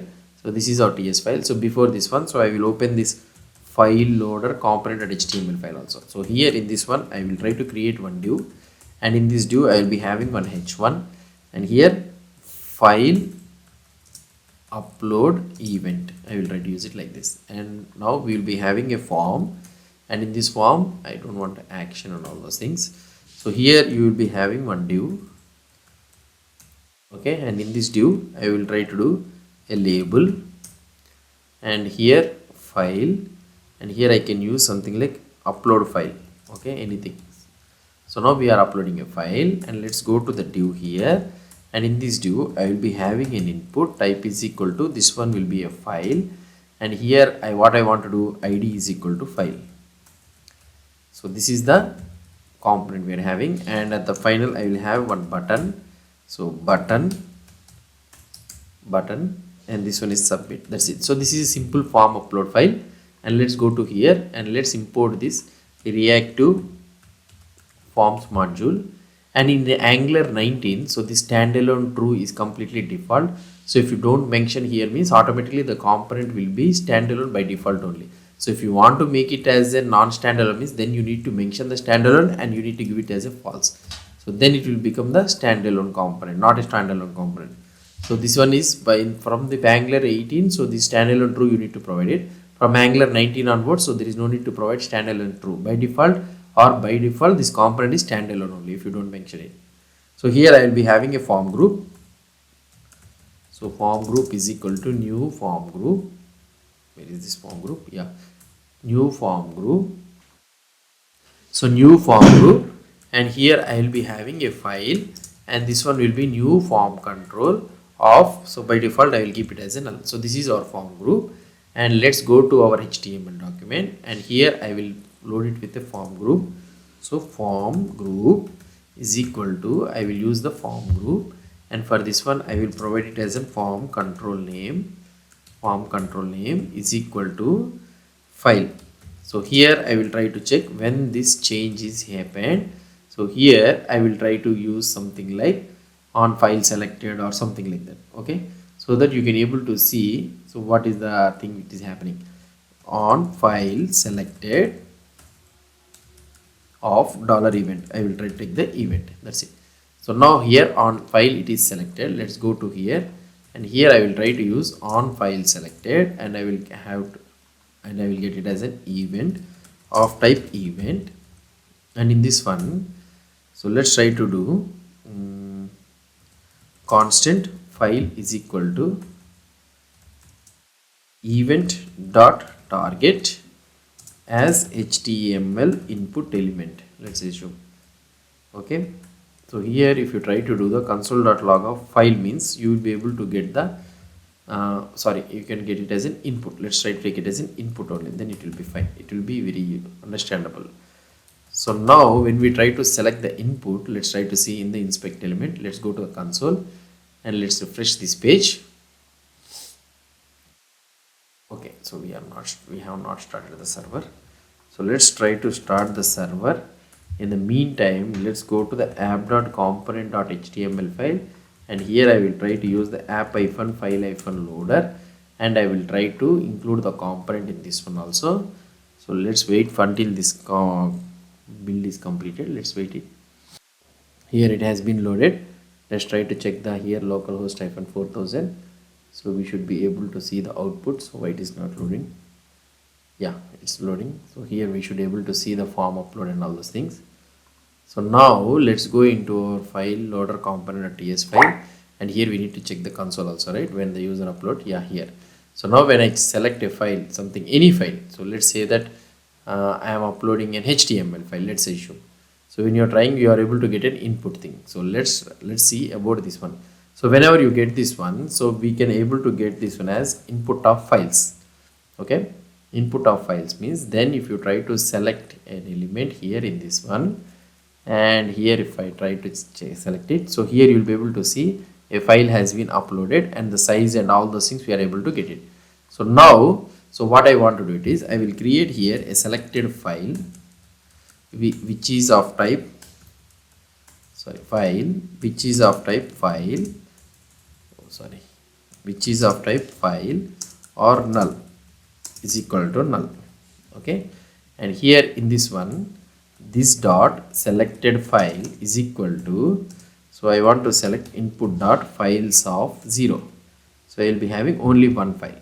Okay, so I will remove this one, input dot files of 0. So here you can select something like if input dot files dot length it is there, then only you select it as of 0. Okay, and here you can keep a question mark, that's it. So now finish. So now on file selected is completed. So here what I want to do it is in our file loader component.html file. So here when the user tries to submit ng submit, I will be writing something like on submit method. So this is the on submit method, and here in this one I will write on submit. So here we need to provide HTTP. So I will try to call the HTTP thing. So in order to call this HTTP thing, so what I will try to do it is, so here we will be writing the HTTP progress and all those things. So let's try to see it here. So now if you see here, now when I am trying to upload this file, so any file, PNG file, if I am trying to upload it, and here you will be able to see the files details and all those things. Now when I click on the submit, so we need to submit this one to the server, and we need to show the upload progress bar. So if we are uploading any big file means, then we need to show the upload progress bar. So how we can show this one, I will try to explain you in the next video. So now this is how we will be implementing the file upload, and here we will be able to get the files details in the Angular thing. So hope you understand about this concept. If you have any doubts or any suggestions, please post the comments below to this video. And if you like this video, please do support me by subscribing to my channel. Thank you. Hi guys, this is Leela. Welcome to my channel Leela WebDev. In the previous video, so we are trying to upload the file. So if you try to see here, So this is our file, and if I click on this choose file, and let's wait. So if I am trying to upload any CSS file or anything, and here we are able to get the what is the file and what is the total size of this file and what is the type of this file, we are able to get it. So how we are able to get this one? So here when we are having input type is equal to file, and on file selected we are able to get the event, and using that event, in that event we are getting it as an input HTML input element with the target element, and here we are trying to get it using the input.files of 0, and I am storing this one in the selected file. So fine, so this one is done. So now the next one what I want to do it is, so on file selected is completed. So here on submit, so whenever the user tries to submit, I'm triggering the method on submit. So let's try to implement the on submit method. So if the user doesn't have any selected file, just I will try to return it. So I am, for validation purpose I am doing it. So for this one, so let's try to make an HTTP call. So for this one what I was trying to do, so here I will be trying to import the HTTP. So let's inject the HTTP. So here I will be giving HTTP is equal to inject of HTTP client. Okay, so that's it. So we have injected the HTTP, and here I will be trying to make the HTTP call. This dot HTTP dot get off. So here we don't have a server. So let's try. I will create a Node.js server for the time being. So that will contain in such a way that 3000 / API / upload. Okay. So this is the thing, and for this one, so we need to send the form data. So for that one, let's prepare the form data. Constant form data is equal to new form data. I will be creating the form data, and we got the form data. So form data dot append of file. So I will try to send the this dot selected file. That's it. So now I am trying to send the file. So now here I will try to send the form data. I am trying to send the form data, and here so we need to provide it report progress is equal to true. Report progress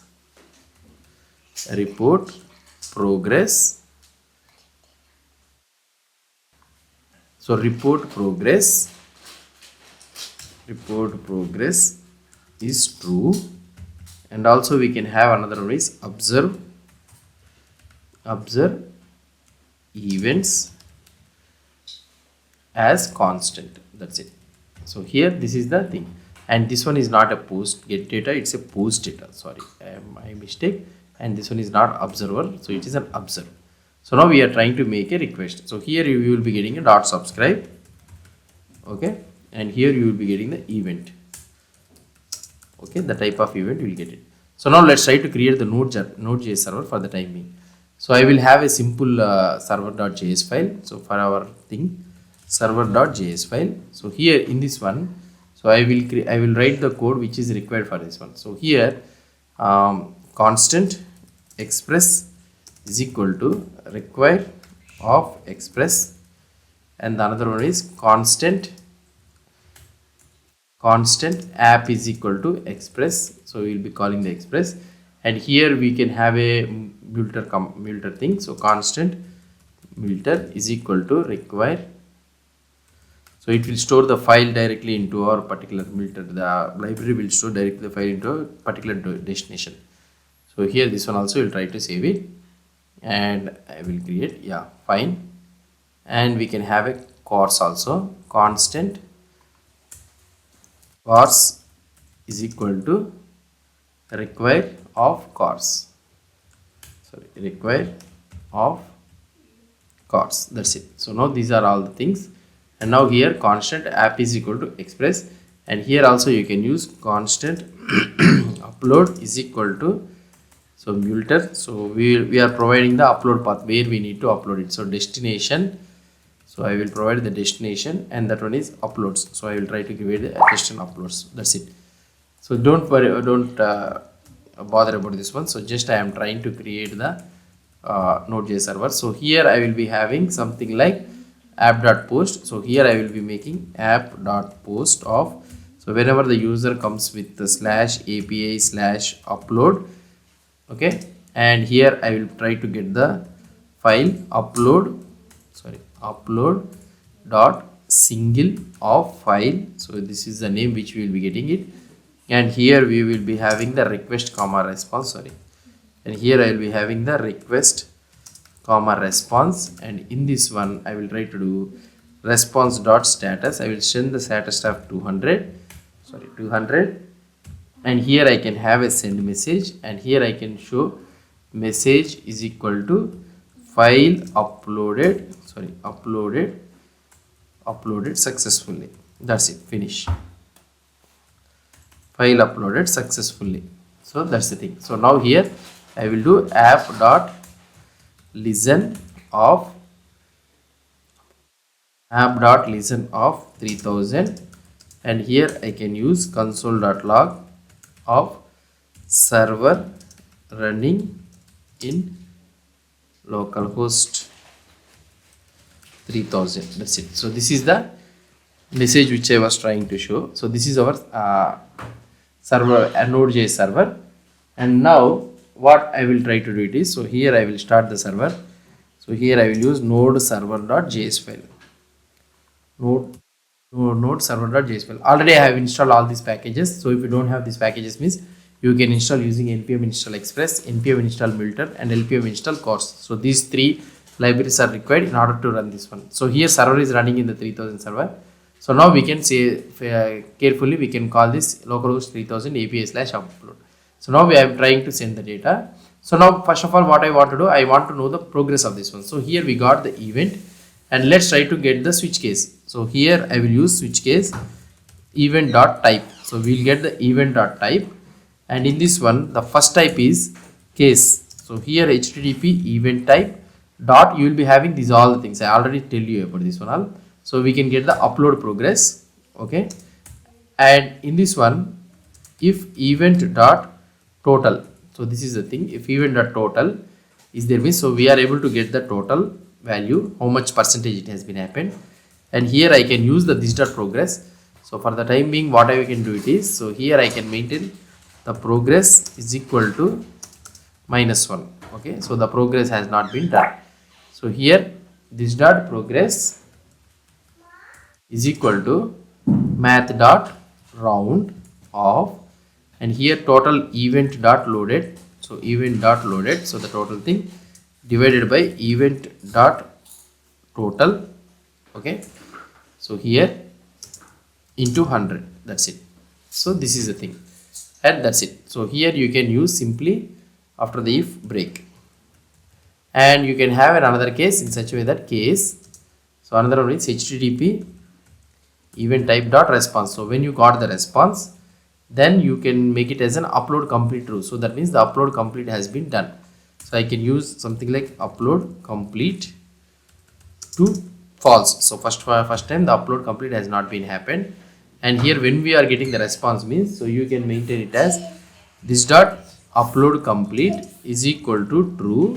So you can make it, and here I can make it as an this dot progress is equal to 100. So I will try to make it as this dot progress is equal to 100, and here you can do console.log upload complete, and if you want to check the data means, so you can use event dot body, that's it. So this is also one thing, and here you can use the break, and default case also if you want you can write it. So default means nothing but it's a break only, so default thing, so nothing we need to do, so just you can use the break, that's it. And here, okay, so the default we need to keep it at the top. So fine, right? So now this is the switch case which I have written it. So that's it. So now if you want to check the upload progress for this one, so what we can do it is, so here what I will try to do, let's go to the HTML file, and here I will do some HTML for this one. So do, okay, at the rate if, so when progress is greater than or equal to 0, so then means it is starting, the progress is starting. So here I want to show the percentage of this one, so here I can show the percentage for this one. So here I will try to show p upload progress is equal to, so here I can show the progress, so that is nothing but the percentage, in the percentage you will be getting, so from 0 to 1 you will be getting, and then I am showing it here. And also here you can use the progress HTML element, and in this one, so value you can pass the value 0 to 100, and that one is nothing but progress, you can have it, and the max value is, that is nothing but 100. That's it. And now at the rate you can also use at the rate if upload is complete. So then if you are getting this one as complete, means then you can use do upload complete. So here you can use the upload complete. That's it. So now if you try to see the output for this one, so let's try to see the output. So here let's see here in this one, let's inject the common module, because in order to make this if conditions and all, if directives and all those things to work. Now if I refresh this page, okay, if I refresh this page and if I click on the choose element, and here I am trying to select the CSS file and I am clicking on the submit. So here you will be able to see upload 100% and upload is complete, and we are able to make it successfully the request call also, and the response also we are able to get it as a file uploaded successfully. But we'll try to upload a bigger file. So something like I have an MP4 file, so which is a video file. I am trying to upload this file. So when I click on this submit, so you see it is taking some time to complete. See here we are able to get the progress, and also now we are able to get it. So here if you are trying to observe carefully, we can also able to get it. So here I am trying to click on the submit. So it is in the pending state. So it is telling you the success, and we are able to get it. So in this way we can show the upload progress. So like this we can show it in the Angular 19 file upload progress. Hope you understood about this concept. So if you have any doubts or any suggestions, please post the comments below to this video. And if you like this video, please do support me by subscribing to my channel. Thank you. Hi guys, this is Leela. Welcome to my channel Leela WebDev. In this video, we will learn about the HTTP errors. So for example, let's say that when you are having a request failure or something like that. So if you want to handle that request failure, so what you will try to do? So how we can handle over the HTTP request failures, and also how we can handle this error handling concept in the Angular 19 or 18. So whatever it may be. So when working with normal HTTP requests in Angular, so you may be encounter two types of failures you will be having. So one is network connection error. So when working with, let's try to show you 1 second. Yeah. So one is when working with HTTP request, you will encounter two type of errors. So here, so two type of errors. So one is, so normally network connection issue. So if I try to show you here, so one is network connection errors. These occur when the request doesn't reach the server due to issues like no internet connection or timeout. In this case, we will get the HTTP status code as 0. The error property is an instance of the progress event. So you will get the error property as an instance of the progress event. So the another one which you will try to get it is, so that is nothing but the backend error. So here you will get another one is the backend error. So these occur when the request reaches the backend, but the server fails to process it correctly. In this case, what you will try to get, the HTTP status code is set by the server. Example 404.500. These are all the things you will be getting. And the error property contains the response from the server. Whatever the response that comes from the server, you will contain it in the error property.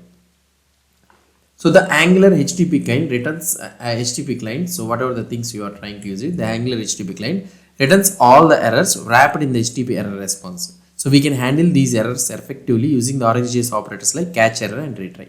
So how we can use this catch error and retry? Let's try to see this in this one. So the first one is the catch error operator. So how we can use this catch error operator? So what is this catch error operator? Key concepts and operators for this one. The catch error operator is used to intercept and handle errors in an observable stream so that it can transform the error into a value suitable for the UI, or log the error, or perform any side effects. And then another one is the retry operator. So when we use this retry operator, so retry operator automatically retries a failed request a specified number of times. It is useful for handling the transient issues like network interruptions, something like that. So I will try to show you some simple example of how to handle the errors in Angular 18 or 19 standalone component. So let's try to see one by one. So I will close this one. So the theoretical part is finished. So let's try to create. So here for this one, so I will be creating a new component that is nothing but error handler. So let's try to create this one. So after creating this, we will try to create an HTTP request and we'll handle the error case situation. So here the component has been created. Let's go to the app.component.ts file. So we will be having here app.component.ts file and also app.component.html file also will be having. And here I will use app-error-handler. That's it. So now in the TS file also we need to save it. So let's close this one all. And now let's open this error handler .component.ts file and also error handler .component.html file. Let's try to implement this one. So here what I will try to do it is, so here I will have from d1, no, sorry, the do, and in this I will write the h1, and in this h1 the error handling example. So just I will try to give like this, and here I will have a button, and here I will use fetch data. Here I can use something like click is equal to fetch data. I am using the fetch data here. That's it. So now let's go to the app error handler.component.ts file, and in this one I will use the fetch data, and in this fetch data, so let's try to implement this. So for this fetch data, so what I want to do it is, so let's say that we will be having a data, so I'm keeping it as an any, I don't want to use anything, and here we will have an error message, so that we can show that error message which is of type string or null is equal to null. Okay, so this is the error message. So now another one what I want to do it is, first one at the time of doing the fetch data, I will use this dot error message is equal to null. Okay, clearing the previous errors, and this dot data is equal to null. So I am clearing the previous data also. So fine. First one I will try to have a constant API URL. So let's try to take the API URL. So correct type of API URL I am taking it. So this is the API JSON placeholder which we are using. That's a common thing. So now let's inject the HTTP. Constant HTTP is equal to inject of HTTP client. So I have injected this HTTP client, and here we can use this dot HTTP dot, and here I can use dot get. Okay, and here we can send the API URL. Okay, dot pipe, and we need to use the RxJS operators. So first one is, so you can use the retry operator, retry of 3. So retry operator, what it will try to do, so if you get any errors or anything, it will try to retry 3 times. So retry up to 3 times for transient errors, and you can have a catch error. Okay, and here you will be getting the error which is of type HTTP error response. Okay, and this one you can use something like, we will use some other outside method. So now here I can use this dot handle error, or otherwise directly we can use method in such a way that this dot handle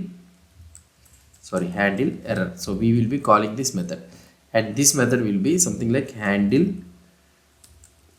error of error, and here I can use error response, or otherwise HTTP error response. That's it. So this is our method, and here we are calling this method. That's it. So now what I want to do here, I will try to set this error message, and here whichever the things you are having, so we need to throw the error. So here I will return throw error,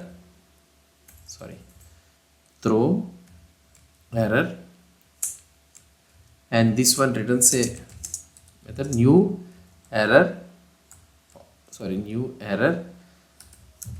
of, and here I can say an error occurred, please try again later. So this is the return message which I am trying to show.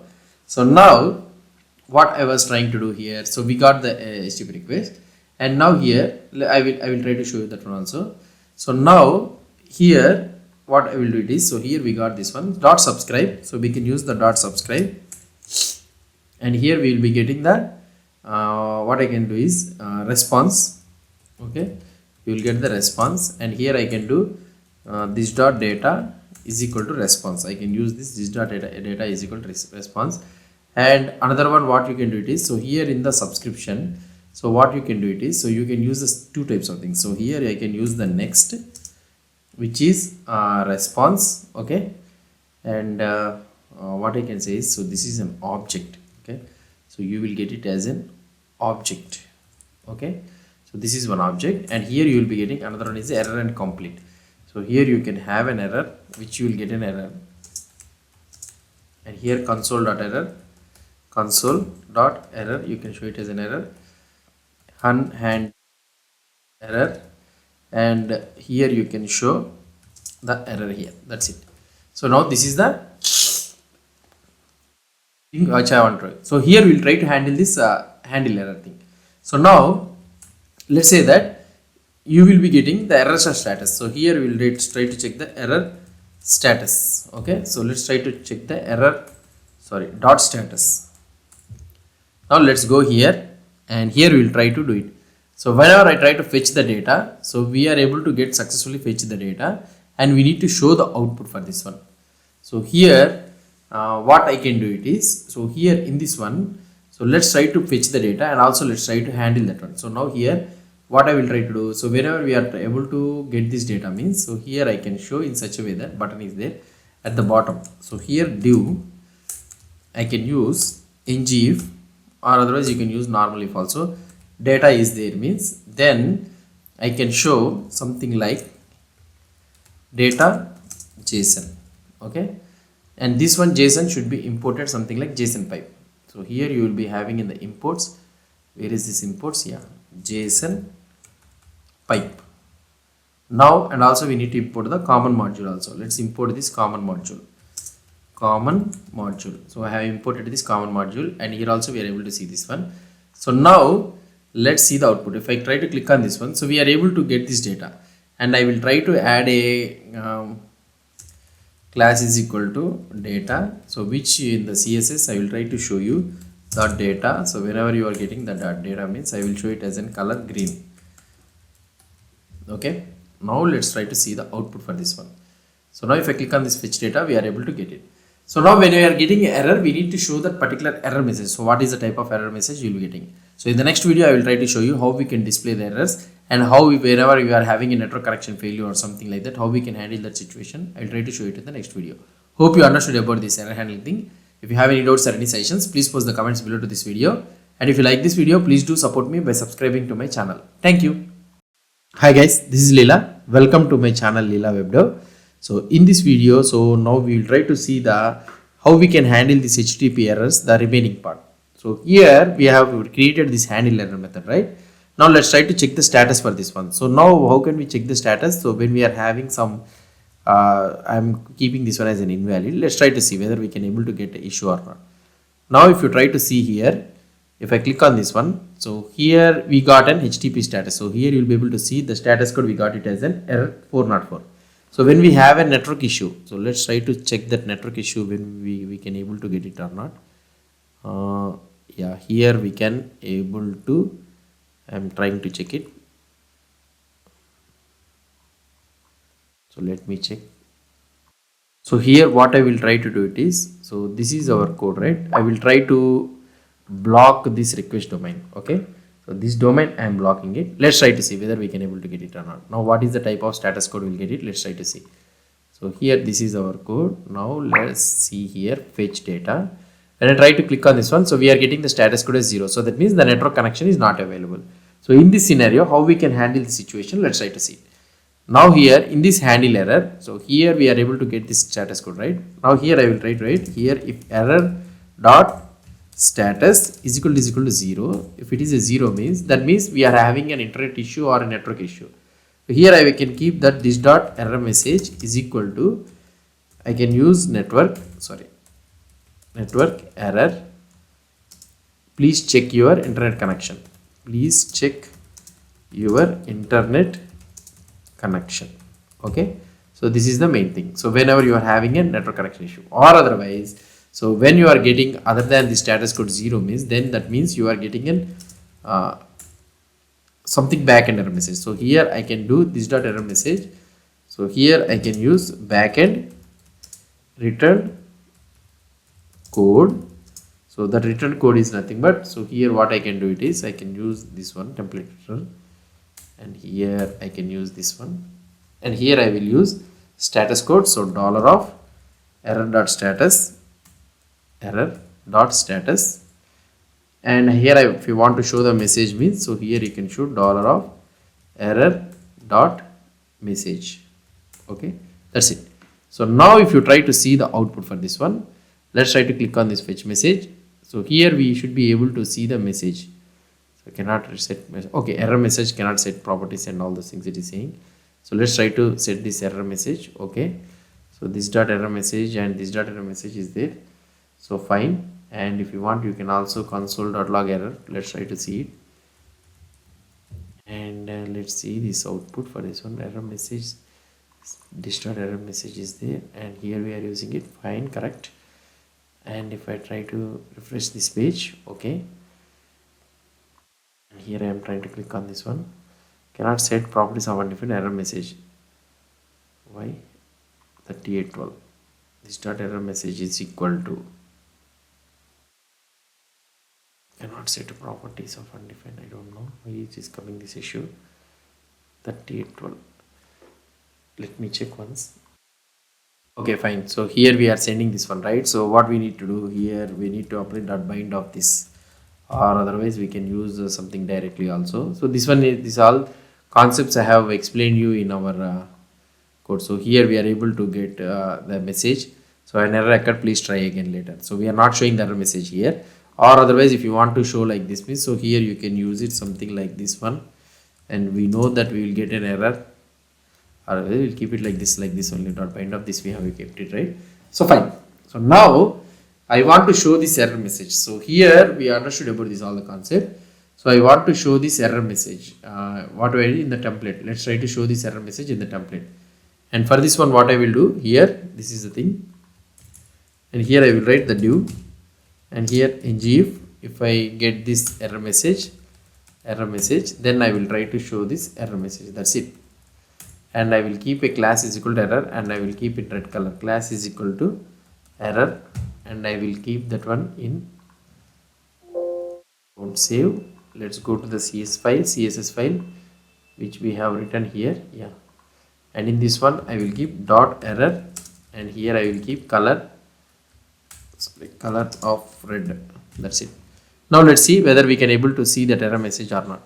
If I try to click on this fetch data, so here we are able to see that network error, please check your internet connection. So here we are able to see network error, please check your internet connection. So now we are able to finish this error handler component. Now for example, let's say that if you want to implement a scenario in such a way that you need to retry only on specific some conditions or something like that, so then what you will try to do. So for example, let's try to remove this one from the unblock json placeholder.com. so I am unblocking this one.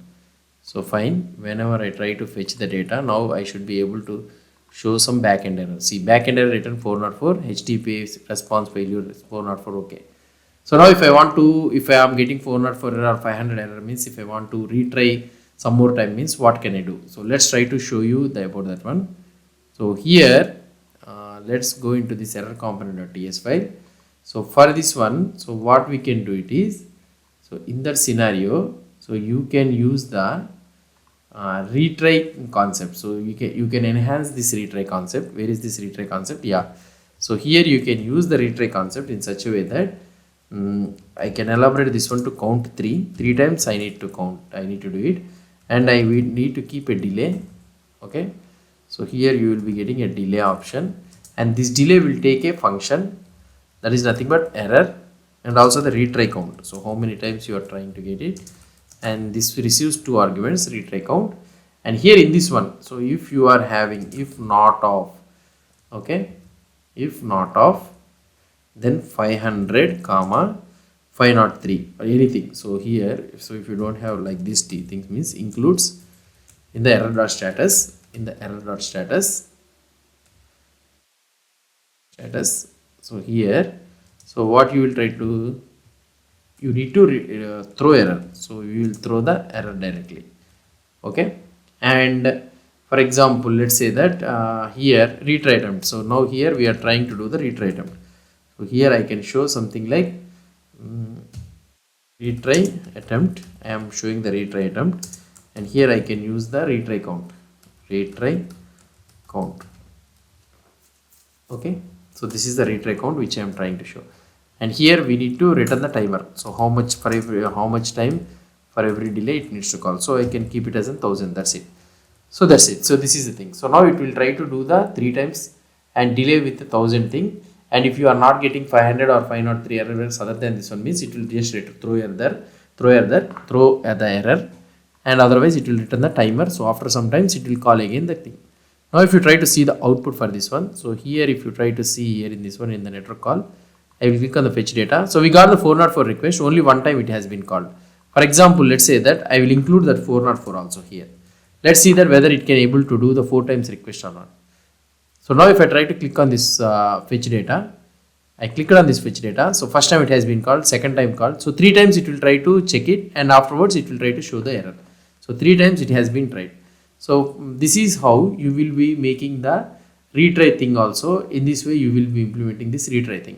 So now it will try to make the 3 times error, and for every after 1 millisecond it will try to make the request. If you are getting error other than 500, 503, 404 means, then it will throw the error. If you are getting these things means it will try to make an error count. So this is how you will be implementing the error handling cases in the HTTP. So hope you understood about this concept. So if you have any doubts or any suggestions, please post the comments below to this video. And if you like this video, please do support me by subscribing to my channel. Thank you. Hi guys, this is Leela. Welcome to my channel Leela WebDev.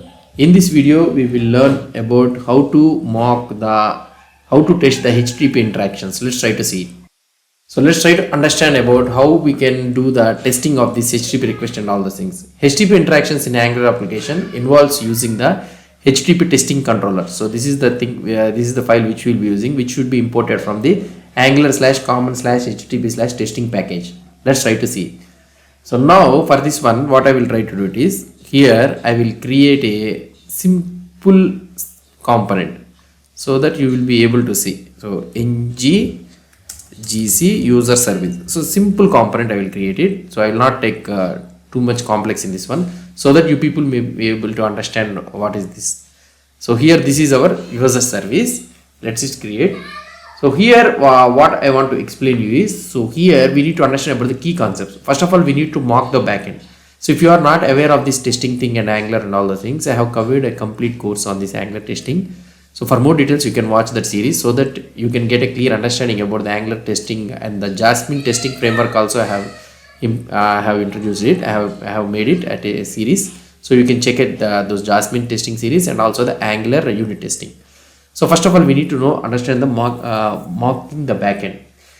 So normally in the testing, instead of making the real HTTP request, what we need to do, first of all, we need to mock the backend using the HTTP testing controller. So this is where the HTTP testing controller will be very much useful. So normally in the testing, we will not make the real HTTP request. So we will mock the backend using the HTTP testing controller. And this ensures that your tests are isolated and they're reliable, as they don't depend on any external servers. That is one thing. First of all, first step is we need to mock the backend. So the testing should be done in such a way that it should not depend on our external servers. And now application code makes an HTTP request. So the next one is test flow. How do you should the application code makes an HTTP request? The test code intercepts the request using the HTTP testing controller, and the test verifies the expected request details and the mocking response using the flush method. I will try to show you those all things. So for this one, what we need to do is we need to configure the test bed with the provider HTTP client, and also the provide HTTP client testing also we need to do it. So always we should be placing provide HTTP client before the provide HTTP client testing, so that the methods and all those things will be overridden what are present in the provide HTTP client to ensure the proper configuration.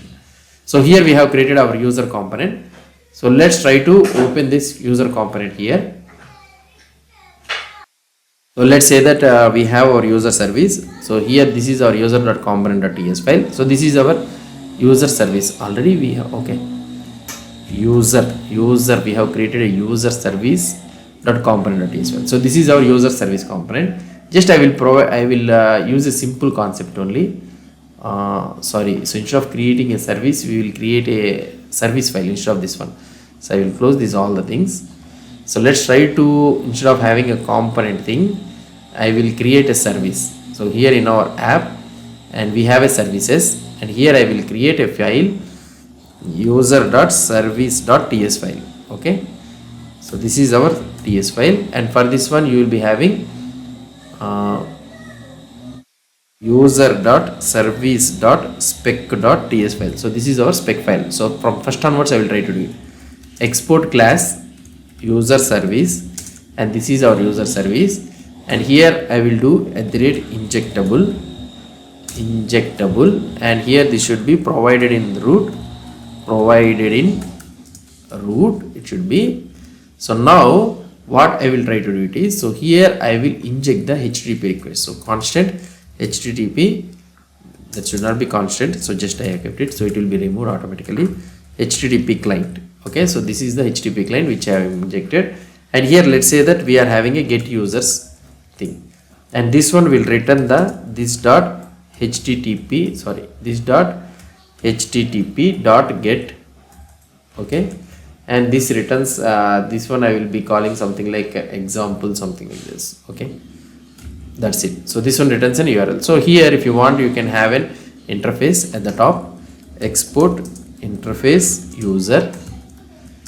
Okay, so mocking thing, and here you will be having an ID of type number, and you can have a name of type string. So let's assume that this is the data which we are getting it from the HTTP request, and here what we are trying to do, so this one returns an observable of user array, and this one also returns an user array. Okay, so that's it. So this is the simple HTTP as a user service, and we need to create a testing controller for this one. So for creating the testing controller for this one, so what we need to do here, first we need to mention the describe. Okay, describe. So here you can use the unique name, whatever the unique name you want, so you can give it user service, and in this one you will try to create the test cases. So here this is our test case. So let's say that we are having two variables. Let user service of type user service. So this is the file which we are trying to do it, and we need to have a testing controller, right? So let's create HTTP testing of type HTTP testing controller. So this one is also completed. So whenever we are trying to execute this test case, so we need to execute before each. Okay, so this is the before each, and here this is the callback method, and in this one we need to configure the test bed. So whatever the things we need to be injected, we need to do it. So test bed dot configure or configure testing module, of. So here you need to provide the providers. So what are the providers required for this one? Providers. So here this is required HTTP client only. So here you can use provide HTTP client. Okay, and another one is, so you need to provide HTTP client testing. So this one is also you need to provide it. That's it. So first of all you need to understand that we need to provide first one the provided, so must come after the provide HTTP client only. So fine, so we have created this one. So this is our before each. So when the test is completed, so here you need to do user service dot, so we need user service is equal to test bed. So for this test bed we need to inject, okay, inject of user service. So we will be getting the user service instance here, and we want to get the HTTP testing also. HTTP testing is equal to test bed dot inject of HTTP testing controller. So we got the user service and also this one. So now after completion of all this one, so what we need to do is, so we can have an after each. So that means when the test cases, every test case is completed, so this one will be executed. So here I am verifying this one. So that means I am removing all the things and I am checking the whether any test calls are still making or not. So I am verifying that no expected HTTP requests were made. So first one is the first test case what we need to write is it should fetch users. So that is the main thing, right? And this one here what we need to write. So now here mock data. So I will be creating the mock data. That is nothing but constant users is equal to, it's an array, and here you will be having ID of 1 and a name of Alice or anything, and here I will be having another one is ID of 2, and here I can have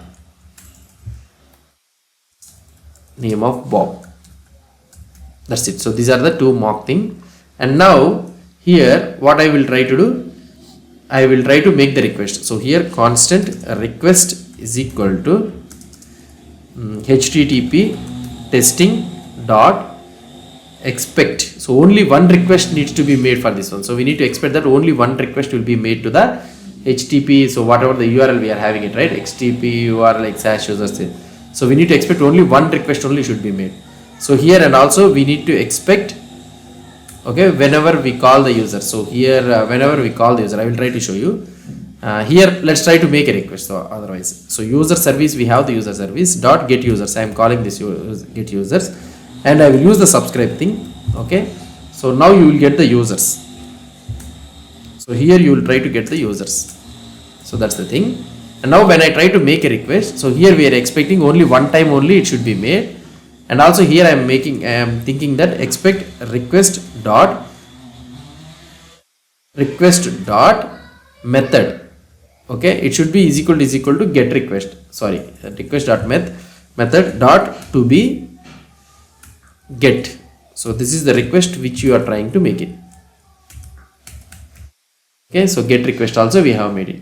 And what I need to do, so I need to send the response data, right? So you need to use the flush of the mock data. I will try to send it. Sorry, the mock users, or otherwise the users I will try to send it.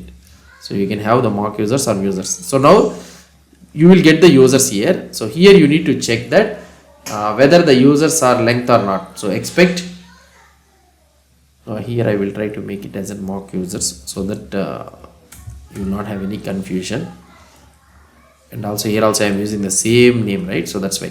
So here the users are there, and here you need to expect the users, that is nothing but the users which you are trying to get it, dot length to be 2. So why? Because we are sending the mock data only the 2, right? So here to be 2. And also here you can check that expect the users to be equal or to equal, you can check anything, to equal of mock users, and these users should be equal. So that's it. So this is how you will be making the request here.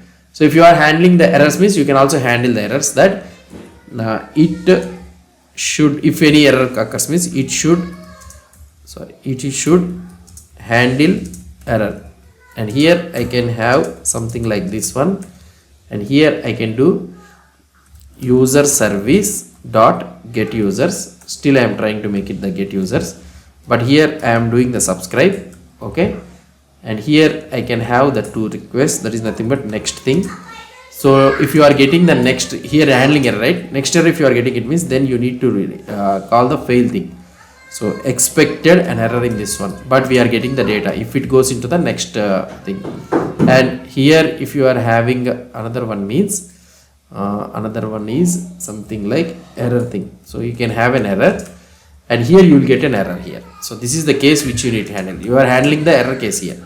So here expect the error. So let's say that the status I want to check that to be of 500. Okay, so we are able to get the expect of 500. Now I want to simulate the request. So we are subscribing to this one. So here I need to simulate the request. For this one, what I need to do, constant request is equal to HTTP testing dot expect one request only, and I am trying to make the request this one. Okay, I am trying to make only one request. So we are expecting that the request should be made only once only for this URL. So okay, fine. And we are trying to simulate this one as an error thing. So here request dot flush, and here we need to send something like internal server error. Okay, so this is the error, and here you can send the status. So status I am sending it as 500, and also if you want to check the if you want to send the status text also, you can send it. So server error. So now I am trying to simulate the error case also. So this way you can handle the HTTP request. So here what I am trying to do, I will try to explain you step by step.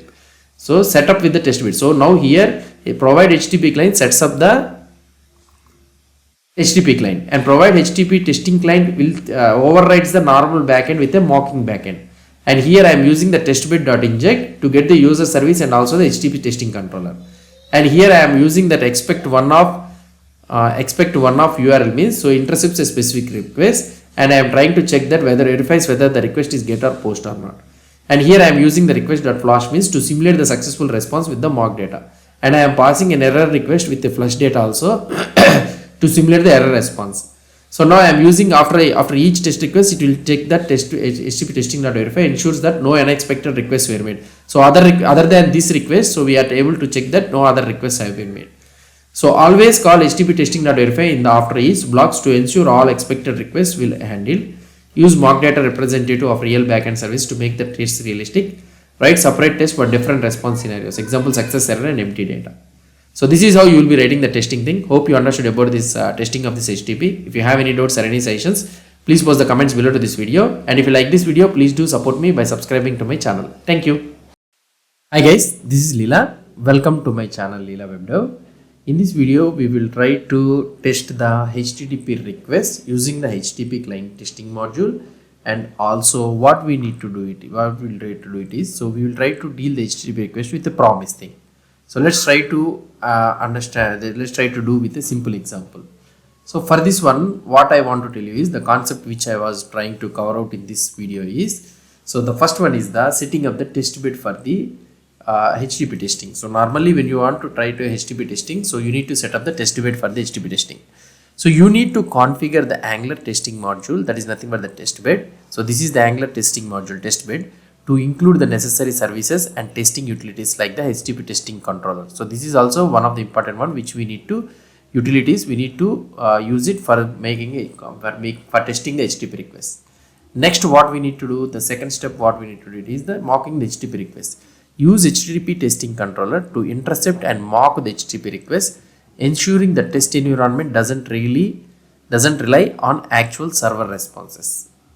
And the last one is the validating the request. So the last one comes not the last one. So here next one is the validate. You can validate that the expected requests are made. Example, matching URLs or the HTTP method. I will try to show you these all things also we have covered in our previous video. So I am explaining you elaborately. Flushing the mocking response. Provide the mock responses to the intercepted request. So now after the test is completely completed, now here you need to, after the test, ensure no unexpected HTTP requests are made using the verify. So let's try to create this one. For this one, what I will try to do it is the same thing. So I will try to take another service, that is nothing but the config service. So here I will create nggs in the services. Okay, I will create the config service. So I am creating it like this, config service. Just it says something. We are creating a config service that fetches the configuration data by HTTP, and we will test this service using the HTTP client testing module using the test bed to mock the HTTP request. So just we will try to create it. For this one, I am using the ng generate service command. So now service implementation. We will try to see about the service implementation. Let it complete. So here when I type this command nggs, so we are able to create two files has been created, config service.service.ts and config service.service.spec.ts file. Okay, so fine, let's go to the config service.service.ts file. So this is our config service. So let's keep it like this. Morely we are focused on the testing rather than the file name. So I don't want to interfere more into this one. So interface config. So this is the interface. So which you will be having API URL of type string. So this is the data which you will be getting from the HTTP request. Let's assume. So version. So this is the data which we will be getting. So now here in this constructor or something like that, so you can inject the HTTP. So you can also use the inject method also. So just I am trying to use in a different way, not in different way. I am using the second alternative. So we have used long time back, right? So I am having a method get config. And this one receives a T. Okay, I will use the T instead of having a particular thing. And this one accepts observable of T. This receives an observable of T.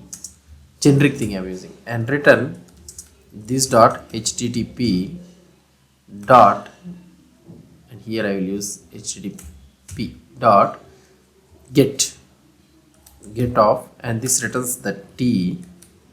Okay, and here I will use /API/config. So just a simple example. So I don't want to go deeper into this one. So this is our simple config service. Now we need to write the test case scenario for this one. So let's try to set up the test service for this one. So here this is our test service. So if you want, you can also remove this one entire thing. So you'll write it one by one. And here I will be using the describe test suite describe, and here I will be writing config service and here you will be having a method, okay, and in this one we need to write the code. So first one, let's try to get initialize the variables config service, which is of type config service, and the another one is http config we need to get. So let http config, I will use the config something like this, http testing controller. So here we got it. Now let's say that we create default config, okay, default I will use the default config of type config. So we have this one, right, is equal to, and I will be having an API URL, so which is of type HTTP API. So I will try to copy and paste it so that you can able to understand it. So here I have pasted it. Yeah, this is the default config, I will use it. So now let's implement the before each. Okay, before each means at the starting you will be able to execute, at the starting of the execution of the test suite, not for every test case. Before all means for every test case it will execute. So now we need to configure the module. So testbed dot configure testing module, and here in this one, so you will be having the providers. So let's use the providers, and in this one, so you will be having the config service, okay, and this config service you need to provide the HTTP client, and also here you need to provide HTTP testing client also. That's it. So this one should be in brackets, not like this, brackets, and this one also in the brackets. We are calling the method. Yeah, fine. So now let's include the service. So here you will be having a service. So there is nothing but the config service. So here I have used this config service, right? Let's try to have it as a service only, and HTTP testing. So this one is HTTP testing, not config. We'll use the HTTP testing. Okay, fine. So let's try to config service. Okay. So now let's inject the testing service. So here in the before each only. So what I will try to do here, service is equal to testbed dot inject of config service. So we need to inject the config service, and here we will be having HTTP testing is equal to testbed dot inject of HTTP testing controller. Fine. So both are finished. So now here we need to have another scenario, that is nothing but after each. So whenever the test case is completed, so here, okay, so after each means after each test case, I think so, I didn't remember exactly. So HTTP testing dot verify. So we will use this verify. Fine, done. Now we need to write the test cases one by one. So first what I will try to do, first I will write the test case scenario. So before writing the test case scenario, so let me try to explain you one by one here. So whenever you are trying to test the scenario, so config.service.ts, so here first you need to get the instance of this service. So whatever the file or the component you are trying to get it, so you need to get the config service. In the component you will get it as a component fixture, and you will get the instance from the component fixture, and the template also you will get it from the component fixture only. Here we are having a service which should be injected, so we are injecting here. And the HTTP testing controller, this is also one of the important thing for making a mock request, and this is a default config variable which I have injected it. So this one is the thing, all the dependencies and all those things. So here if you provide this HTTP client means the config service is dependent on this HTTP client. Why? Because if you try to see here, we are injecting the HTTP client, and this injection of this HTTP client is provided by this provide HTTP client, so that the test bed will take care of injecting those all the dependencies and all those things for the config service. So this is how you will be setting up the HTTP testing controller. In the next video, what we will try to do is, we will try to write the test cases for this one, the failed case and also the success case, and we will try to get it using the promise based HTTP request. We will try to do it. Hope you understood about this concept. If you have any doubts or any suggestions, please post the comments below to this video. And if you like this video, please do support me by subscribing to my channel. Thank you. Hi guys, this is Leela. Welcome to my channel Leela WebDev. So in this video, so in the previous video, we have learned about the before each and after each, the setting up of the what I want to say is HTTP testing we have set up. So now we will test the config service using the HTTP client testing module. So let's try to see it. So the first test case which I would be writing it here, it should fetch configuration data. So just it will be having like this, and you can have it like this, and here you can mention it as async. If you are having an await or something like that, you can mention it as an async, so that's not a problem. So now let's try to implement this one. So what is the problem here? Okay, not if it. Okay, that's it. So now here let's try to implement it. So first one is, so we need to call the configuration data, so the service file. So whatever the configuration service.ts file, so this is the get config data is there, so we need to call it. So let's try to call this one. So we already have that variable, that is nothing but instance in the service. So let's try to call it. So service is equal to, sorry, constant config. So you will be getting the observable service dot get config. Okay, so this is the get config, and this is of, you will be getting the data of type config. That's it. So why it is not coming? Service. So this is a service only, right? Test to config service, and this config service, from where we are trying to get it? Config service. Here we need to get it, and here this one is config service, and this one is also. So this is our mistake. So we are having two services, right? So that is the problem we are getting it. Okay, so let's leave it. Yeah, so now we got the get config data. Fine. So we need to convert this one to a promise. So if you want to convert this one to a promise, config promise is equal to, and here I will use the first value from, so it will try to get the first value from, and config dollar. So this is an RxJS operator, so which it will convert the observable to promise for easier testing. So here it will convert the observable to promise. So it will take the first value and it will convert it to promise. Fine. So now I will try to make the request. So constant request is equal to http testing dot expect, not none, expect one.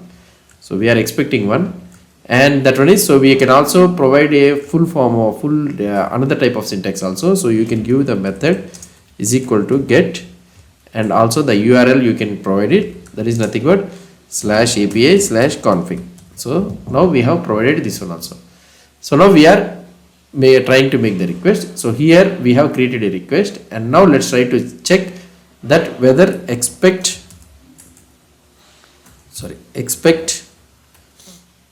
request dot method be get. So if it is a get request or not, we are trying to make it. And also we will try to send the response request dot flush of default underscore config. We are having this one, right? So we are sending, and here I will be using expect, and here I need to resolve the promise, right? So here await, I will use the await promise. So that is nothing but the config promise. So I am resolving this one, and I need to check that to equal of default underscore promise. That's it. So like this you can check it for the easier testing. So now this one is success scenario is completed. So let's try to implement the failure scenario also. So if you want to do it, so it should, so whenever you are trying to do it, so you need to implement these two cases. It should fail if no matching request is made, and this one you can have it something like this, and here in this bottom the same thing. So I will be having the service dot get config.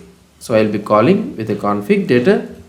So here I will be getting the config. So I am calling this service dot get config. So I am calling the service. So when we call the service, so we need to expect it. So the shortcut I will try to write it. So expect the method. So here I will be getting http testing dot expect one. So we got this one method, and here we will be having dot API or invalid /URL. So this is the method I am calling, and here we need to check that to throw error. So it should throw an error. Expected one matching, so you can write it whatever you want, expected one matching request for criteria. That's it. So this is how we will be checking the thing. So step by step implementation, if you want to check it means, so here HTTP verify and all those things. So I already told you about this HTTP verify. So ensure that we need to ensure that the service returns the correct data by searching it. So now what is useful for this one is mocking requests. So here what I want to tell you is, so now here I want to tell you for expand. So for example, if you are not able to understand this one, so I will try to explain you with expanded example with error handling, so that you can able to understand it very easily. So for example, let's say that if you are not able to understand, so let's try to take the same thing, constant config. Okay, I will try to take the same thing. So if you are not able to understand, this is the shortcut method I am trying to tell you, and here you can take the REST request. So the short form request also you can take it, or otherwise the long form request also you can take it. So here I will be trying to do, so expect one off like this, and here you can keep it as an async. So we'll try to do it as an, now here you can use some invalid URL or anything, and here, so what I can do it is, so here I will try to simulate the error. So here I will be simulating the error. So I will be sending the request.error. Okay, so error event status 404 not found. So now here I can check await. So here I can check it with await expect async config promise to be rejected with error HTTP failure response for API config 404 not found. So this is how we will be doing it. So now like this also you can do it, or in any scenario. So whatever the scenarios you want, you can do it. So summary, what I want to tell you is, so using this HTTP client testing module will ensures you can thoroughly test the Angular services that can make HTTP request without depending on the actual server responses. The above example demonstrates setting up a testing environment, mocking requests and response, and also verifying the service behavior and the response handling. So this is how you will be making the requests in the testing the HTTP requests in the Angular 19. So not only 18 or 19, so whatever it may be, so you need to implement the before each, and you should not forget to mention this after each and HTTP testing.verify. So you need to check it, and this is the success scenario, and also this is the failure scenario. So that's it guys about this HTTP testing thing. Hope you understand about this concept. If you have any doubts or any suggestions, please post the comments below to this video. And if you like this video, please do support me by subscribing to my channel. Thank you. Hi guys, this is Leela. Welcome to my channel Leela WebDev. So welcome to the today's video. In this session, we will dive into the advanced techniques for testing the HTTP requests in the Angular using the HTTP testing controller. So we will also cover the advanced request matching and asserting no matches and testing the error handling, including the backend and the network errors also we'll try to see it. So that means, so here in this video, what we will try to learn it is, so we will learn something like these concepts: using custom predicates for matching the requests, and testing scenarios when no requests match, and handling the backend and the network errors. Network errors means, so if you don't have an internet connection, so how you will be testing that HTTP request, we'll try to see it. So these are all the things we are trying to do it in Angular 19 standalone components. So let's try to understand the first one. So advanced matching with the predicates. So what is this predicates and all those things? So here the matching and all those things will be done with the expect one method. So what does this expect one method will do? Allows us to match the request based on a custom predicate. Here what is this predicate? The predicate is nothing but a function that takes HTTP request object and returns true if the request matches the criteria. So that's it. So here the expect one method takes the, based on a custom predicate, it will match whether the request what we have did is matching or not. So let's try to see with a simple example. So for this example, what I will try to do is, I will take a component directly, ng-gc http test. Okay, so we will try to take a simple component and we will do it. In this one, I will make a simple HTTP request and we will try to check the scenario how we can able to get it. So let's try to create it. It will take some time. Let it take. So now we have created this one. Let's go to the http test.component.ts file. So it's a very simple thing which I was trying to do. So here http, I will inject the, I will close this one off, inject the http client. Okay, and here let's say that I will be having a simple method send request, and this one will do return this dot http, sorry, this dot http dot post. This time I will try to make the post, and here I will use slash API slash data. So here I will not consider about this one, and here we will be sending some body. Okay, and I will subscribe to this one. That's it. So this is simple example which I am trying to do it. So this is our send request, and apart from this one I don't want to write anything. So let's go to the test case scenario. So our main concern is the test case scenario. Let's go to the test case scenario. So here I will remove this entire thing so that we will write from first onwards. So here I will be describing describe http test component. So we are trying to check test the test component, and this is our test suite. And in this one, before I will create http test controller. So that is nothing but http testing controller. So this is our controller which is of type http testing controller. Okay, so this is a variable, and we need to get the http client also. So just I am trying to check it, http client. Okay, that's it. So now before each, so here we need to create the testing, what I want to say is test bed. So here http the module we need to create, and here what I will try to do it is, so test bed dot configure testing module, and here in this one we need to pass the object. So here we will be using simple thing, that is nothing but imports. Okay, so what is the imports we need to have? So here I will be using the so what I can do it is, so whichever you want to you can use it. So here I can use the imports provide http client. Okay, and also the provide http client testing. Okay, so these are the two things which I will be trying to do, and also another one which I want to do it is http test component. Okay, so this one also I need to import it. That's it. So these are the things which I will be importing. Now here what I will try to do, so we need to get the testing controller. Let's try to get the testing controller. So here I will use http testing controller is equal to testbed dot inject of http testing controller. That's it. Okay, so we can also do it in a different way also. So just I am trying to show you. So that's it. So let's try to check this one. So here after each we can use something like, after each you can have a scenario that we will use http testing controller dot verify. So we'll use this verify method. That's it. So now let's try to implement our first test case scenario. So here it should match request with a body. So that means the post request should be made.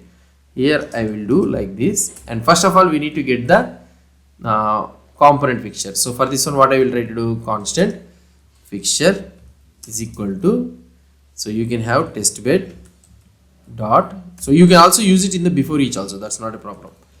Create component, so the component is nothing but http test component. Okay, and here we need to do fixture dot detect changes. Okay, so now what do I need to do? So here I need to make a request here. So here I need to make a request. So for this one what I can do, so here you can get the component instance, something like component you can get it. Okay, if you want you can get the constant component is equal to fixture dot component instance. So we got the component instance, and here I can call something like component dot send request. Sorry, send request. So I am calling the request. So when we call the request, so here we will get the request here. So we are trying to check the request. So here HTTP testing controller dot expect one. So only one request should be made. That too, here we will be adding the predicate function that request dot body is not equal to null. So that is the main thing. So here we are checking that it should contain a body.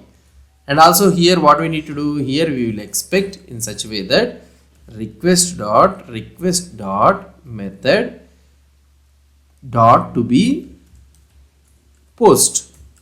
So this one also we need to be checking. And the last one what we can do, it is expect request dot URL. So I can also check the URL. So dot to be or to equal anything, you can write it /API/data. That's it. So now here I am trying to check in such a way that, and also we need to send the response, right? Request dot flush of. So you can send something like success true. So we need to send the request. You should not forget this one. So here the expect one method uses a predicate to ensure the request contains a body. It validates the request method and also the URL. So we are also validating the request method and also the URL. Finally, it simulates a response with a request.flush. So this is the thing. So here, first of all, what we have did, we have created a component and we are detecting the changes so that ng on init constructor and all those things will be called. And here we are getting the component instance and we are calling the method send request. And here we are calling this HTTP control expert and we are checking that the request, when this request has been made. So we are checking that the only one request has to be made, and also the request method to be post, and also the request URL will be API data, and we are sending the response. We are simulating the response also. So this is how you will be testing the post data for the HTTP request. So hope you understood about this concept. So if you have any doubts or any suggestions, please post the comments below to this video. And if you like this video, please do support me by subscribing to my channel. Thank you. Hi guys, this is Leela. Welcome to my channel Leela WebDev.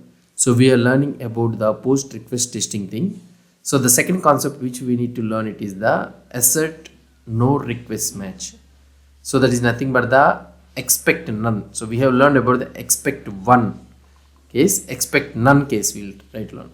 The expect none method is used to assert that no requests match the specific criteria. For example, let's say that, so here we are having this one, right? So the same situation I will write it in another test case. That is nothing but it should not send mutation request. So here I will be having something like this. First we will try to get the fixture, that is nothing but constant fixture is equal to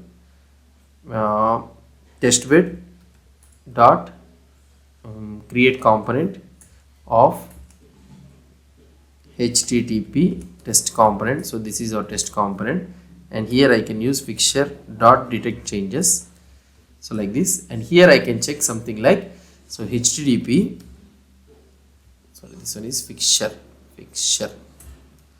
And normally what we are trying to do whenever we are calling this send request method, so we are sending the post request. So here we can check that HTTP testing controller dot expect none request. So it's a predicate. So request dot method is not equal to get. So that means it should not be a get request. So here we can expect the expect none case. So here the predicate checks that no requests other than the get requests are made. This is useful to enforce specific request patterns in your application. So this is one thing. So now the another one which I want to tell you is testing the backend errors. So backend errors occur when the server responds with a non 200 XXX status code. So let's try to change some data here. So what I will try to do here in our component.ts file. So here we are having a subscription, right? So here I will handle the error case. So here you will be getting in such a way that error,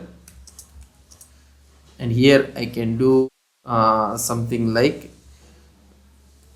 this dot error message, I will try to use this error message is equal to error plus error dot error dot status text. That's it. So I will try to use this error scenario. Sorry, I will use error scenario, and here I need to keep the error. Okay, and this error message I can use it as a variable which is of type empty. So this is a simple example scenario. So let's try to handle the backend scenario here in our test case. So it should handle backend errors. So I will try to use it like this, and this is an callback function, and here in this one, so we can get these all changes, and you can call the component instance, and you can call the send request. And here what I can do, here I can get the request. So here I will be expecting only one, that is nothing but the API/config, and here I will try to send the request.flush message. So that is nothing but here like this. It is a failed. So failed status I am sending it is an other than 200, 500. Status is internal server error. So now here, so we need to get the component instance. So here I can get expect of, so fixture dot component instance dot error message should be equal to error internal server error. So here we need to be able to see that here like this, we need to be able to see, and that too what we are trying to do here, we are adding some error, right? So this also will come. So here you can check it like this. That's it. Error internal server error, it will come. So this is how you can check the backend issues also. So like this we will be rating the backend errors. So now here we are simulating the backend using request.flush with the status of 500 error, and we are checking that the component updates the error message accordingly. So we are checking that whether the component updates the error message variable property accordingly or not, we are checking. And the another one which I want to explain you is the concept file. The last concept is the checking for the network errors. So how you can check for the network errors? Network errors occur due to connectivity issues or other client side problems. So these connectivity issues will come. So now let's try to see. I will show you with a simple example. So here I can use it should handle the network, it should handle the network errors. So here this is also a callback function, and in this one what I will try to write, so we are having the test bed fixture and all those things we can implement it. So we have got the test bed. Okay, so now we will be calling, we will be checking that only the one request should be made, that is nothing but the expect one API config, and here we need to pass the error thing. So that is nothing but request dot error of, so here we need to pass the new progress event of network error. So we are passing the network error. So progress event we are passing it. Okay, so this is the error we are passing it. And now, so what we will try to do here, we will expect the fixture dot component instance dot error message to be, so here we can check the to be of, and here we can have something like HTTP API config unknown error, something like that. So whatever the message you will be getting, you can show it like this. So that's not a problem. So now here we are using the request.error to simulate a network error with a progress event, and we are verifying that the component handles the error gracefully or not. So that's it. So now here let's try to recap in this video. So what we have learned, so the advanced request matching with the predicates we have learned with a body, so that we are checking that here the expect one will take a predicate thing, we have checked it, and also we have checked assets that no request match. So here we are checking expect none is other than the request, so other no request match we are checking it, and here we are checking the backend errors. So we have checked the testing backend errors. So we have checked these all backend errors whether it is working or not. So whether if any server returns with an other than 200 code means, so for 500 code, 400 code, these things it is matching or not, we are checking it. and also we are handling the network error also. So for example, if you are not having an internet connection or something like that, so it will be handling the network error also. So this is all about HTTP testing controller. So the different technologies what we are trying to use it. So that's it guys about this HTTP testing controller. In the next video we will try to learn about the interceptor concept. So how is the interceptor concept implemented and what is the concept. So we will try to learn how we can test these interceptors and all those things. Hope you understood about this one. So if you have any doubts or any suggestions, please post the comments below to this video. I will try to give the reply.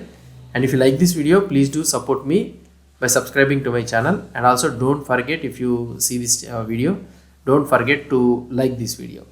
Thank you. Hi guys, so welcome to my channel Leela WebDev. So this is the last video of this HTTP request and all those things. Hello everyone. So today we will dive into the core aspect of the Angular application. That is nothing but testing the HTTP interceptors. Specifically, we will look at how to ensure your interceptors are working correctly using Angular 19 standalone component approach. Let's try to implement this one. Normally, what is an HTTP interceptor? You know about the HTTP interceptor. Already we have learned about this HTTP interceptor. An HTTP interceptor is a mechanism in Angular that allows us to modify HTTP requests and responses globally. Common use cases include adding authentication tokens, logging requests, or handling the errors consistently. So I explained so now in this video we will test an interceptor that appends an authentication token to each outgoing HTTP request. We'll try to see it. So for this one, what I will try to do is, first of all, I will set up the HTTP interceptor for this one. So already we have some interceptors, I think. I don't know where we can find. Yeah, here this is our HTTP interceptor. So what I will try to do it is, so this is our logging interceptor and all those things we are having it, right? So let's try to create another interceptor. I will try to create, so let's try to check it here whether we can create it through the CLI. I don't know, I never created ng. Let's try to create here. Yeah, sorry, ngg. Let's see what are the commands available, so whether we can able to create an interceptor or not. So here let's try to check we'll try to type ng here whether we can able to find the command or not. Let's try to see. Yeah, here we need to type ngg -help, then I can able to get it. So here let's see that whether we can, yeah, there is an interceptor. So interceptor name. So fine. So let's try to create the components ngg interceptor. Okay, and here I will try to create an auth. Okay, auth interceptor. Let's have a simple auth interceptor, so that what I want to say, the testing file also will be created. So that's the reason I am creating an ngg interceptor auth. So now we have created an interceptor. So here you will be able to see auth.interceptor.ts file and also auth.interceptor.spec.ts file. So here this is our auth interceptor. So this is an HTTP function. Okay, so this is HTTP function. It takes the request which is after HTTP request, and also next means HTTP handler function, this one. So here you will be able to see HTTP handler function. So fine. So here let's say that we have an auth service. We don't have an auth service here. Let's create it in this one only. Let's say that you have an auth.service.ts file, let's assume. And in this one, so let's see, export class auth service. So this is our auth service, and we have an get auth token. Okay, and this one will return the token, let's assume. So we have some logic which returns a token. So this is our simple auth service. So this is only for the testing purpose. So I am using it injectable, and it is provided in root. It's provided in root. That's it. So now we have an auth service and we have a provided in root, and let's go to the auth interceptor.spec.ts file. Sorry, auth interceptor. And here what I will try to do is, let's try to get the auth service. Auth service is equal to inject of auth service. I am injecting the auth service. That's it. And here, so let's try to get the clone request. Clone request is equal to, so we have the request and I will try to clone it.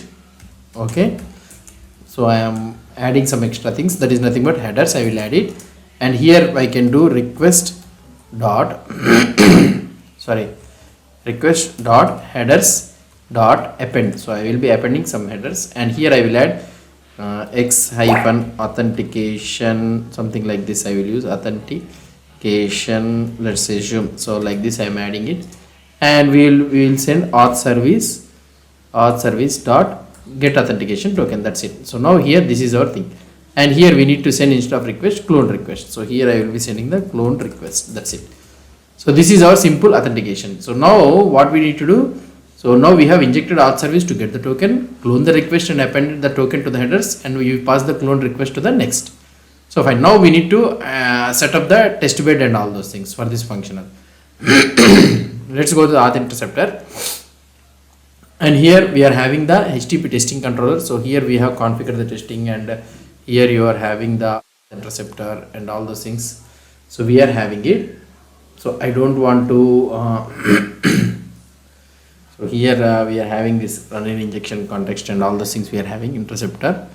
So now here what I will try to do it is, so fine, here we are having the test case interceptor. So we are creating it is creating the interceptor concept, and it is checking that interceptor to be true or not. So fine, so here we need to configure the test bed. So for this one we need to provide the providers. So here we need to add the providers, and the providers, as you already know, the auth service needs to be provided. Okay, and we need to provide HTTP client, and also here we need to add with interceptors. Okay, with interceptors of auth interceptor, that is nothing but this is the auth interceptor. We need to add it, and also what we need to do here, here we need to provide HTTP client testing. So this is also need to be provided. That's it. So now we need to get the HTTP testing controller. Let's try to get the HTTP testing controller. So here we will be having the two variables, that is nothing but HTTP testing. So let HTTP testing is equal to, or otherwise which is of type HTTP testing controller. Okay, and also we need to have an auth service. Let auth service, so we need to send a mock response, right? So auth service we need to spy on this auth service. So fine. And here we need to create we need to get the instance of this both. So here we can add it in the before each only. Here in the before each I will try to do one thing.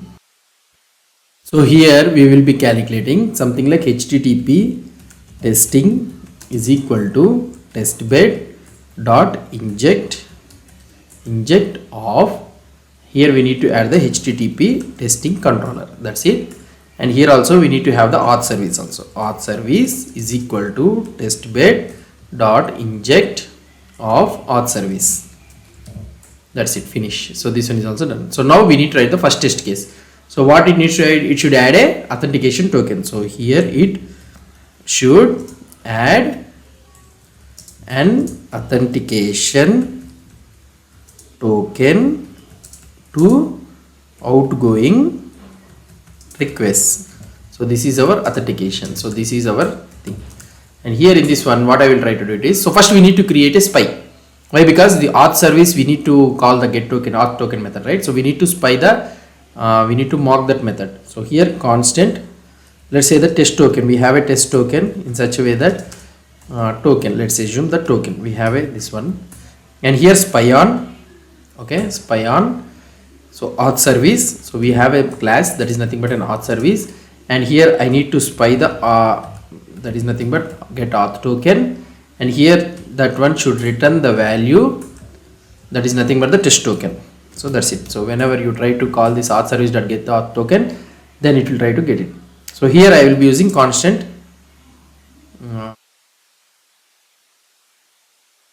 so here I will be calling the method something like I will try to make a request so that we can able to see that interceptor will be working or not, right?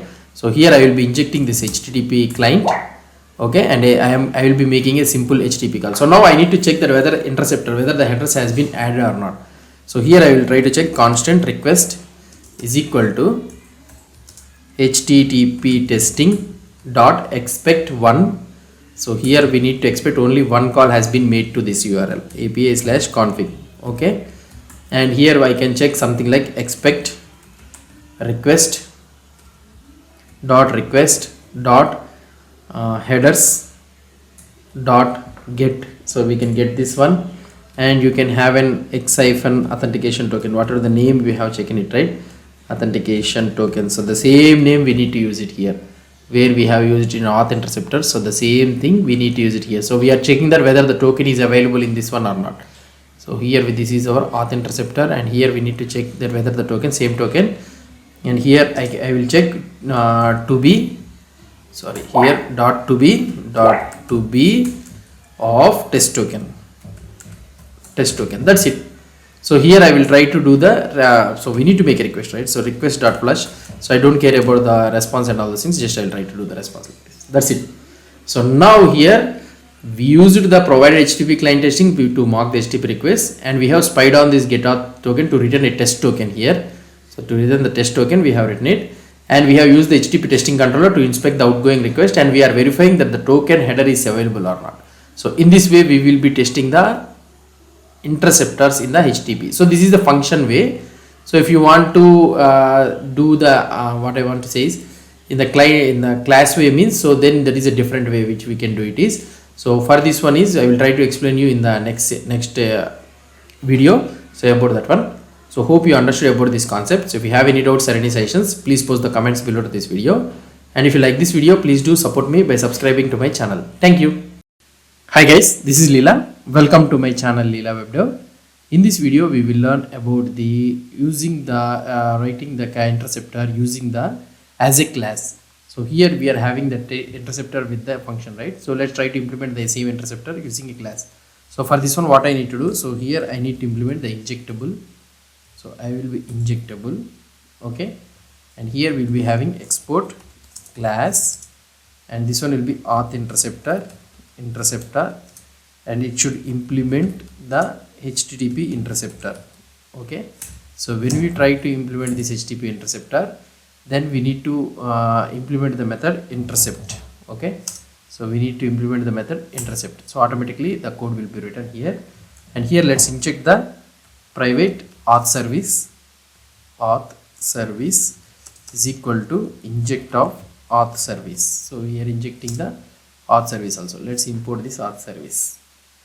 Yeah, so now here, so we have implemented this one also. So here what I will try to do is in this intercept what I need to do, so return next dot handle of clone request. So here I will try to send next dot next dot handle of clone request. So this request I will try to prepare it, and here this inject should be imported. Yeah.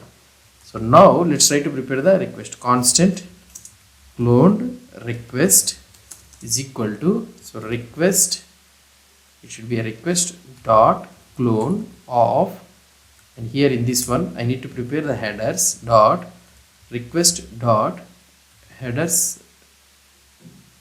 Oh sorry, here it should be headers. Yeah, request dot headers dot append. So we will be using the append, and here the same thing X-authentication token. So I need to use something like auth service dot get auth token. That's it, finish. So this is our class based interceptor. Let's try to implement the setting up the test bed for a class based interceptor. Testing a class based interceptor involves registering it with an HTTP underscore interceptors token. So let's go to the spec.ts file. So this is our code. So let's remove this entire thing, and here I will use the describe of auth interceptor and here we will be having the code, and here I will be using let HTTP interceptor is equal to HTTP testing. So we need to have this one, right? HTTP testing is equal to it is of type HTTP testing controller, and also we need to have an auth service also, auth service of type auth service. So let's inject this auth service also. Fine. So let's go to the before each. So when this before each, so every test case is running, so we need to inject the test case scenario here. So in this one we need to create testbed dot configure testing module, and in this one I need to send the providers. So the providers which I need to send it is the auth service, and the another one is the provide HTTP client of with interceptors. So that one, right, with the interceptors from DI. So we are getting through the dependency injection, right, not functional interceptors.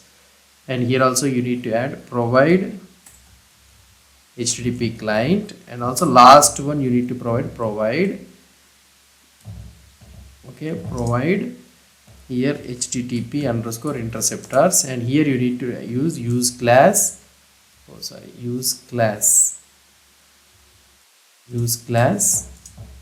and here I need to write auth interceptor and also multi to true. That's it. So this is the thing, and here we need to get the after completion of this one all, so testing module, when this testing module is completed, yeah, here I need to get the HTTP testing is equal to testbed dot inject of HTTP testing controller, and also the another one is auth service is equal to testbed dot inject of auth service. So this one is also completed. So we will be injecting this auth service also. Now we need to write the test cases.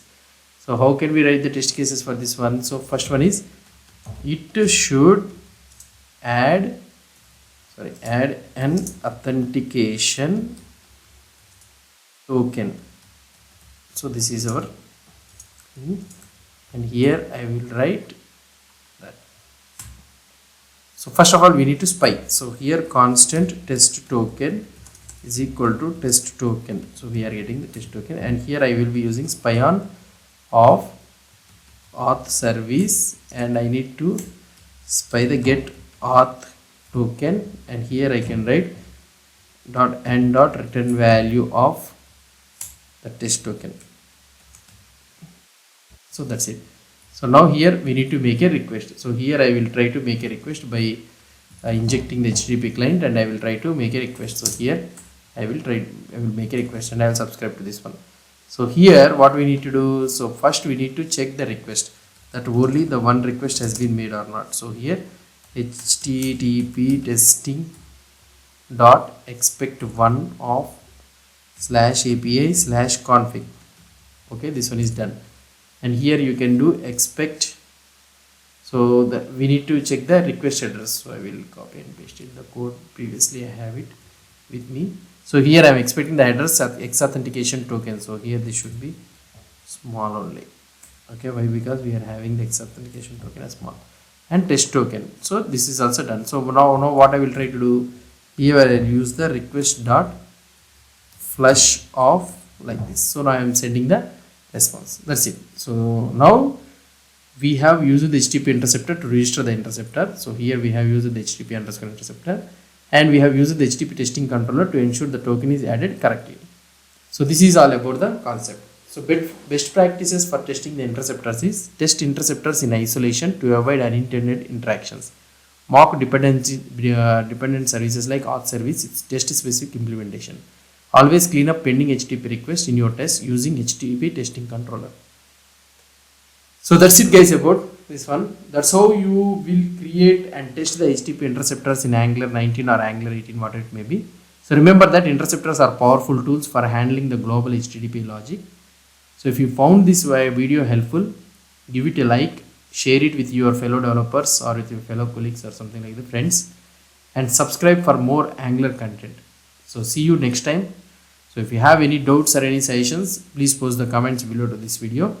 And also if you like this video, share it with your fellow developers and your friends, and like this video, give a like and subscribe for more Angular content. That's it guys. So now we will the entire HTTP series in this Angular is completed. So we will move on to the next topic. the new topic I will start in this Angular 19. That's it. Thank you guys.